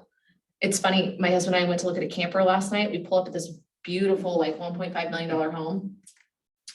The first thing out of the guy's mouth was, we were like, why are you getting rid of it? And he said, well, I went from making $200,000 a year to zero. I just lost my job. So we're selling everything. And in my mind, I'm like, well, You're you're gonna sell my that hero, house. but now I'm here to list the house. You're gonna sell this house too. Yeah, and so we went through a little camper process, right? But in my mind, I'm like, I'm having a conversation with him, like, oh man, like, what does that mean for you guys? What does your wife do? And he's talking to me about talking to recruiters and how stressful his day's been and all this stuff, right? And I'm just listening. And I never said a word like that I was in real estate or anything. He had Facebook stalked my husband and knew all about what he does. And at the end, I said, I'd be happy to help you guys. I am in real estate, but I said, I'm not here to pitch you on anything. I said, I get you're in a really stressful situation. I said, we work with buyers all day, every day. And I said, would you be willing to let us if we have a buyer for your home, would you be willing to let us see it? He was like, absolutely. He's like, I already know someone that I'm talking to about listing. They want to list it at 1%. And I said, okay, if we could just go ahead and find a buyer for it though, would you be willing to work with us? And he was like, 100%. He's like, call me tomorrow if you have someone. It's like, even that of like, are you approaching everything as if you can help these people? And what are they really getting if their agent's only charging them 1%? Right? And that was, as we started talking and we started going through it, I was like, That was not a KW person. We've taught them to value themselves more than that, right? well, Oh, no. so if you are looking at even their future, so me actively listening to what he was saying, it was that, where are you guys going next? What does that look like for you? Is there anything I can help with? And, we may or may not buy your camper, but if you need anything, I'm happy to give you an opinion or be here if you need something. And so that's that thing of like, he messaged my husband later and was like, hey, tell your wife thank you. And if she has someone, here's my phone number. And so it's those small little things of like that coming from contribution, not looking what Clayton said here in the text, being committed to the client, not the contract. He's not even my client, but he's a human. And if I treat him right, and if I treat him the way I would want to be treated, right there's a client if I so choose to follow up. So, okay, so to give you guys time, and because I'm a huge advocate of time, and I know sitting in here for 4 hours is hard, Command can do a lot for you. But a database, Monica Reynolds always says the database is like pantyhose. They all go on the same way. They all have their problems. You can replace them at any time. Just find one and stick with it. Even if it's an Excel sheet, if it's Command, if it's Monday.com, like I don't care. Put them in there, collect their information, and have a follow-up plan. And so as you look at it, if you don't know where to start calling your sphere. If you're not sure about then, like get involved with the community somehow. Go to Shanna's classes. You guys talk about lead generating all the time, I know. And if you need help, email one of your instructors and say, what would you advise me to do on this? What are some ideas that I can implement? Every single one of us is willing to help. We love to see you guys get started. I would rather work with a KW agent any day than have to work outside of our brokerage. So 100%, like come to us for help. We want to help anyone and everyone. So I'm going to give you guys some time to kind of go through your success list that you guys have in terms of your conversations, your cards that you're writing. Maybe it's time that you want to focus on your social media. I'm not going to sit here and babysit you guys. You guys are adults. So I trust that you'll do what's best for yourself and hold yourself accountable and the self-discipline. Overall today, is there anything like, what's your biggest takeaway?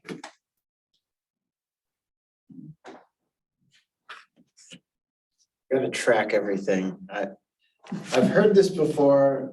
I've been to a bunch of classes, and by God, you just can't hear this enough, And thank you for doing this, Monica. Yeah. You have to know your numbers. Like that's what's going to set you apart from other people too. It's going to take control of your life, take control of your business. And I'll share the sheet out. I mean, I know you messaged me already, but I think it's also good to make sure that you have the right mindset when you go into something with someone. You tell yourself all the time that you're going to have their best interests at heart, but you need to make sure that you went into that with that mindset and not to get yourself trapped up in just going through the motions or going through the steps. If you truly are living that mission, you might need a gut check and remind yourself of that, especially if you have a difficult client, like you were saying, somebody just irks you, then you really have to remind yourself that you still have to put their needs first and their whatever's going on in their world first in that transaction or in that point in time, but really gut checking yourself to do that, because I do think we can get a little bit robotic where we're just going through the steps. And when Amy and I made our goals as a team, one of our goals was how many families we were going to help, not how much money we were going to make, not how many transactions we were going to do, but we used the word family. How many families are we going to help? Because it goes beyond that one contract or that one piece of the puzzle. It's truly, we're touching lives every single day. And so make sure you gut check yourself before you start. And that's where having a mission statement for yourself comes into play. I know that's not part of this, but as you guys go throughout Ignite, if you hear that come up, it's the one thing that grounds me. If it's so easy when you get busy to lose track of why you're doing what you're doing. It's really easy when you get successful to focus on the money. It's really easy once you pass a certain number of helping these families that you look at them as a transaction because you're busy. And so that's where I would challenge you guys to, what is your mission statement? So like mine, if I look at, no matter if it's Whole Homes Group, if it's the Market Center, if it's the ops community, if it's coaching, mine is to impact someone's life. I want to leave their world better than before I came into it. And so even if it's for a minute, if it's for 5 years, like I want to make an impact. I want to have the same impact on people that others have had on me. And so if I'm ever feeling stressed or I'm feeling off, I ask myself, am I making an impact here or am I not coming from the right place? And that's the thing that grounds me. So in your businesses, what is your mission statement that you're living by? And that's a good thing. Like Rachel and Shannon both know kind of what my mission statement is. And it's nothing for one of them to call me out and be like, are you struggling because you're not making an impact? Like, was this not the best thing you should have spent your time in? And I'm like, you're right. So having those people in your corner is huge. Okay. Thank you, everybody. If you need anything here, I'm going to leave this up here for you guys. There it is. So if you want to go through your daily success system, if you need to go, totally fine too. But clearly, like I said, you're adults, you can get through this yourselves. I'm telling you what, that 10-5-1 thing last night was a struggle for me. I don't know about anyone else in this room, Horrible. but I think we should just hit it head on when it is. The conversations, check. The contacts, check. The handwritten notes, I got 8 of 10, check. But when it came to that social media, when it came to the 5 direct messages, I'm like, oh crap.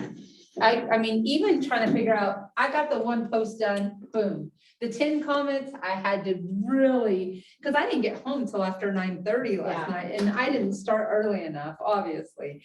So I felt like I was cramming for an exam last night. It's like at 9:30 morning commenting, and So- keeping track of it. Well, I was thinking, okay, I'm gonna get through it through the day, and kind of like my 11:59 was my day. But I would like to hear how some of you were successful in that, because I found it like a chore for me last night. So when you did your commenting, did you feel the need to have to discuss real estate? Not necessarily. I chose to comment on several different things. The commenting one wasn't as hard. The 5 direct messages, I was like, oh crap. I've really got to think about what I'm saying. Whereas a comment, I can be way more general, but if I'm gonna direct message you, which I don't do very often, I was like, ugh. Do you know what a bold 100 is? What is it? A bold 100? It's a challenge where you try to get to 100 contacts, 100 two-way conversations a day. And that's like you'll go to a bold, the event, the Kool-Aid drinking event. And you'll go to it and there'll be people that are like, I'm doing a bold 100, and they'll just hand you a card. That's not it. It's like 100 two-way conversations where you talk about something. Purposeful conversation. Yeah. And so I'm telling you, like a year ago, I was just trying to do a bold 100 every week, one a week. Our team, we would have a bold 100 day and blah, blah, blah, blah, blah. But I would be on the phone, talking to people, circle prospecting. And then on Facebook, I had templates for texting people, like Facebook messaging. And all I had to do was change their name. And they always would give me back a predicted response. And I had my response back to that already made up too. So then I just changed a few things here or there. And every time that I would talk to him, it'd have like 2 or 3 open-ended questions in my big paragraph. And so I've just got these paragraphs of text already saved up. And so to go talk to 5 people right now on Facebook, hell, that'd probably take 10 minutes, to get conversation. Well, and I think I read into it a little bit more because I'm a person, I'm an extroverted introvert. So I'm a person that I would prefer the fewest words. I'm gonna send you the most pithy emails. You're not gonna get these long, the sky is blue emails from me, because I just want to get, I have too many to send, and that probably came from my corporate world where I had 500 plus emails a day. So I'm a very, brevity is important. So I didn't want to just pick 5 random people. So I was like, okay, who have I not talked to in a while? And I just use it, hello. But the point of me saying that was, like, if you just write the text one time, you know, and like their response could be this, and then now I'm gonna think to write that. If you just do it one time, you don't even have to think about it. It takes the pain out of it. It removes the friction and it adds like loop to the whole thing. You know what I'm saying? So where all you're doing is just changing a name. I know, I was like, you did. No, it does. It does. Faces, it was. It gets it slick where you just whoop, all I gotta do, first name, and then done. I'm awful with templates because then I'll forget. Yes. what Yes, I've totally already done that and like their name is hello, XXXXXX. Like, So change your mindset around this, and this is where I'll challenge you, because I'm not like a salesy person on social media, but I am on social media. And so if you'll just be intentional of when you're on there, instead of like time blocking it, like if you're at lunch, hop on Facebook. And as you're scrolling, like be intentional about what you're reading. And if there's something that piques your interest of somebody, like you see that they had a baby or it's their birthday or something, that's direct message that. So once you read something, be like, hey, I've noticed you've not popped up in my story for a while. You did today and I saw this. How are you doing? Like walk through the Ford method, or even the first, how's the family? See, but I'm like you, I couldn't just blast out templates necessarily. It would have to be something relational for me. Like, I don't want to ever not be genuine. So you can, That's a that guy probably version. robotic thing works. So a flip side of that, But it works well. you the KW app or whatever, you can say, hey, I'm sure you know I'm in real estate. Yeah, I'm inside of a challenge right now. I've been challenged to reach out to 10 people a day. Blah, blah, blah. You can totally own that too. I mean, a lot of times when I see people doing like review and referral challenges, they'll just own it. Hey, I'm in the middle of a competition right now. We're trying to increase our reviews. As you know, people treat, it's like Amazon, right? Everyone reads your reviews when they're choosing a real estate agent. Would you be willing to leave us a review? That's their direct message. So that's like the value of what are you sending out? Again, if you're super relational, I don't look at it as this is something I have to do. It's just something that is now a habit for me. If I'm intentional about responding, if I see something, I'm gonna send the direct message. So it's like not a thought I have to worry about later. And then there's the people like Justin has, like, it's so strategic and well played out for him that it's just easy. It's like boom, boom, boom, boom. I can do it in my sleep. There's not a right or wrong way. I think for me, it's by the time I thought about it last night, I'm like, oh, junk. Because I didn't see her email. I was coaching gymnastics, got home and I was like, oh my goodness. Yeah. And here we go. Let's find 10 people real quick. You know, let's get this done. So I started my day-to-day planning that into it, which I think to be purposeful, you've gotta not just have it be right before I was gonna crash. Something that happened to me last night. I messaged my friend Allie for her address because she had talked about wanting a house a couple months ago, probably. And then she thought I was spam on Facebook because there's a lot of people's accounts getting hacked right now.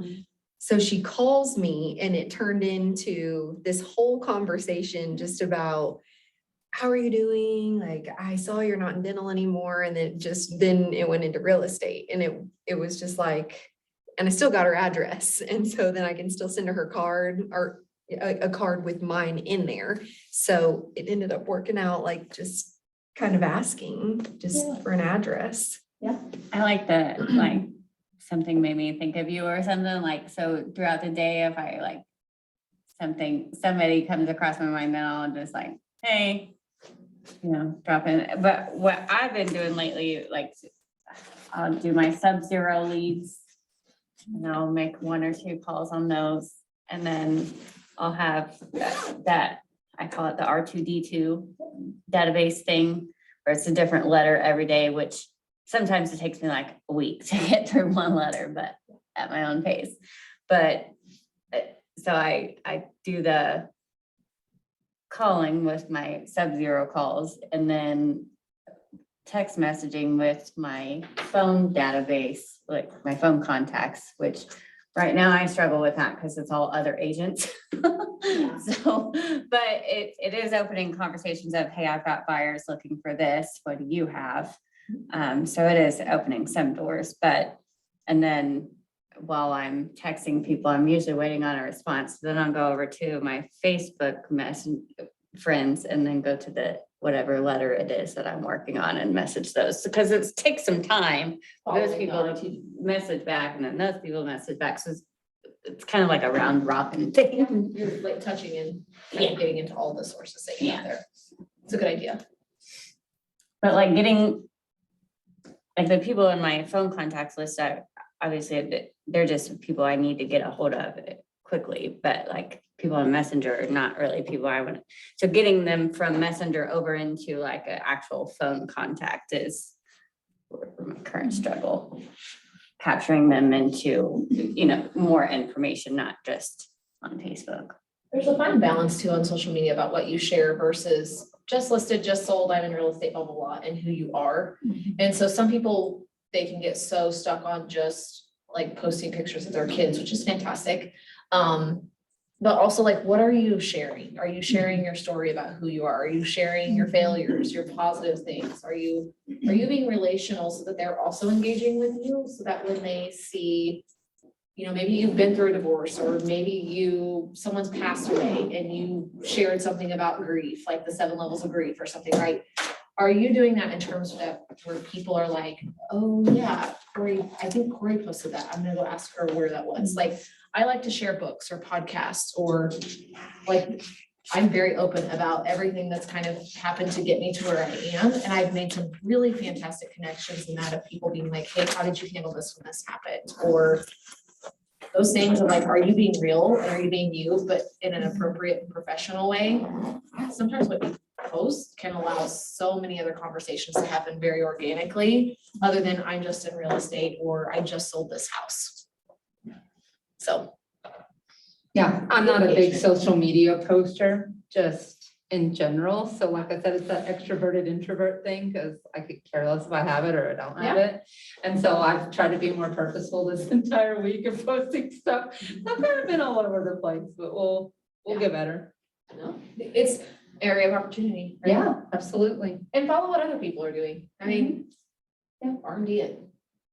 My post was so simple, but it was kind of funny. Like, I literally just put, hey, I'm a full-time real estate agent, just in case you forgot, but I post about it all the time. So I know everyone on my Facebook knows that I am, but they may not know that I'm full-time now.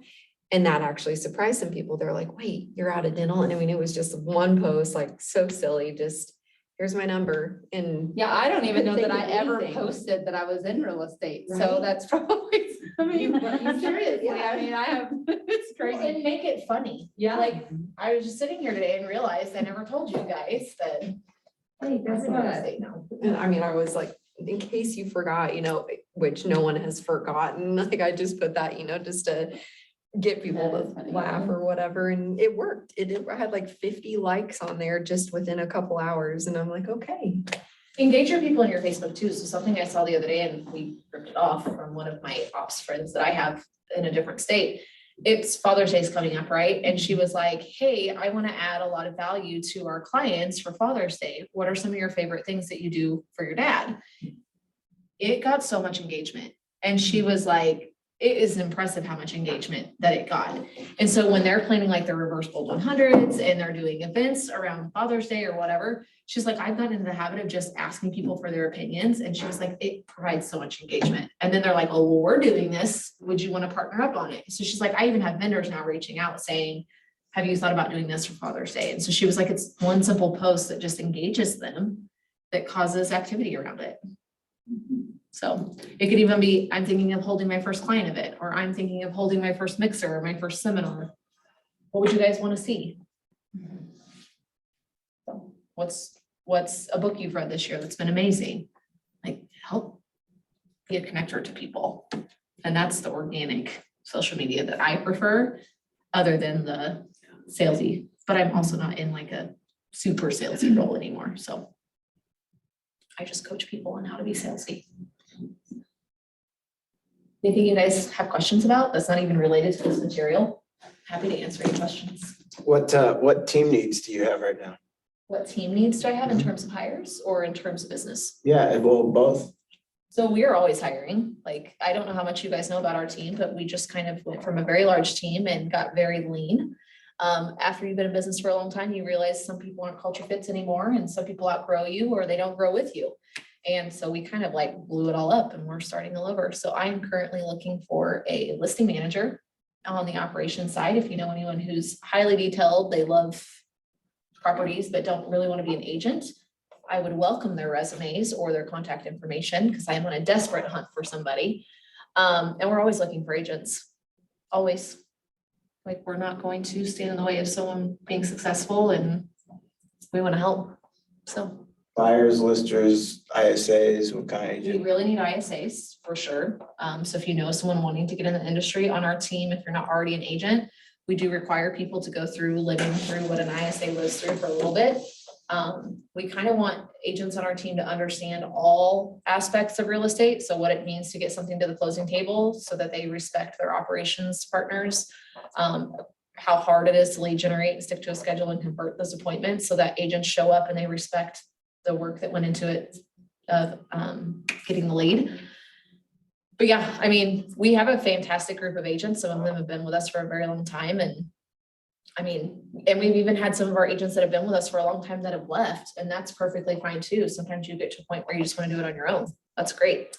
But I mean, we're always interviewing talent. And even if it's not a great fit for us, we will partner you with someone else that we know if we think it's a good fit.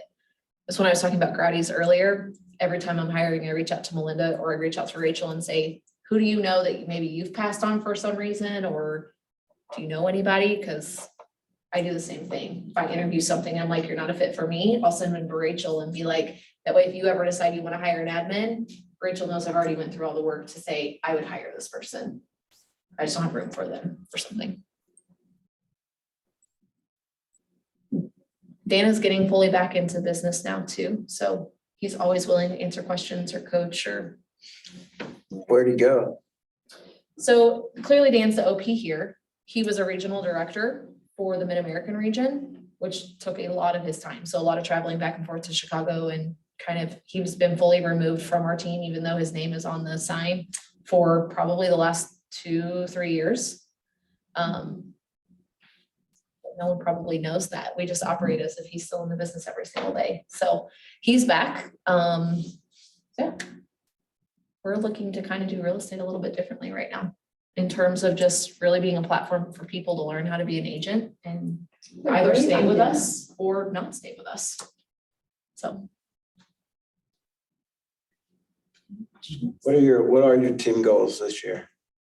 We're fully focused on just rebuilding. And so if I looked at, we all have kind of our own goals within our team, but our ultimate team goal is really just to rebuild and be a team of production. So when we say, what is our culture? We're a culture of production. But in that, we were so focused, like full transparency.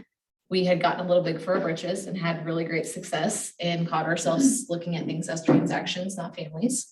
And when we looked at that and said, this isn't the team we want to build, and these aren't the people we want to be in business with long-term, it's where hard decisions were made. And so our focus right now is just being intentional with our clients, making an impact and doing it differently, doing it better.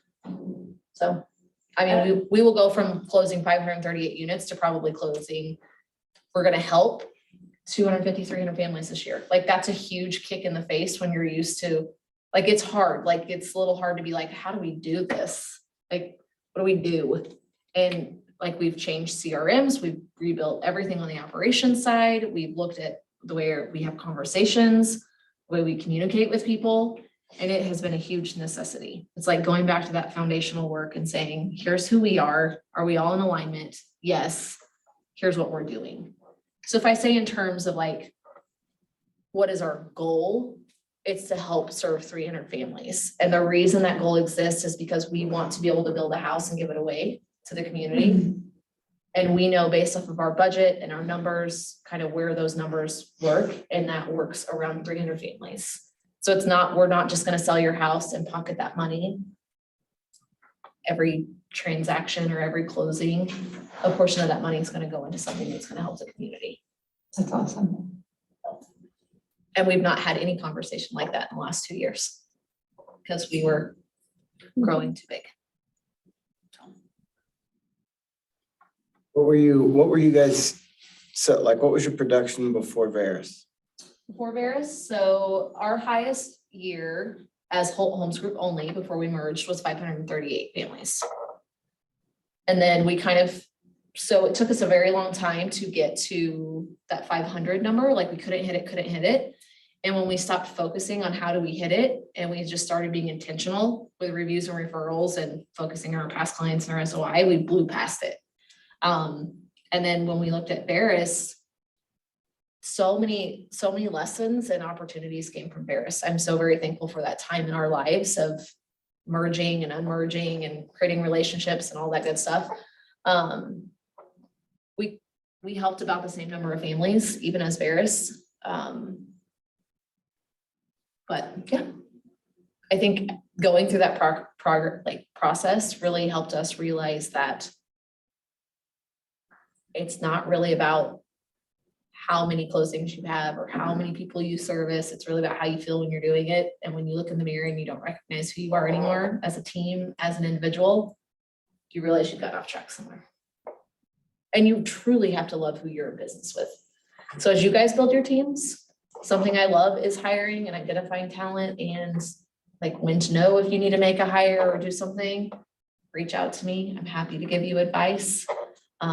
Because it's not just read a KPA and hire somebody. I can tell you all of the bad experiences. But And if you can't, come see me. All the trips. it is a crazy world out there that we live in right now. But ultimately, if you know who you are and you know why you're doing it and you're confident in that, everything else should be easy. It's just ensuring that you don't lose sight of it. Because right now you guys are in an amazing place. Like this group right here is one of my favorite groups to talk to because you're not tainted by the industry yet and you're excited, and it's more fear of like, how am I gonna make this work? Not like, how do I rebuild it or whatever? I mean, if you can instill the habits now, you'll never have to live through some of the other junk that people have to go through to learn the hard way. So I've seen some good training in my 5 years in this, but not anything like what's being done here. And I've also seen like people try to bring the KW closer into other brokerages, and I mean, sometimes it does and sometimes it doesn't, but I'm not seeing it on this level at other brokerages. And I hear the conversation a lot, like there's a lot of teams that get asked to call because they're thinking about moving to EXP or Real or whoever and whatever.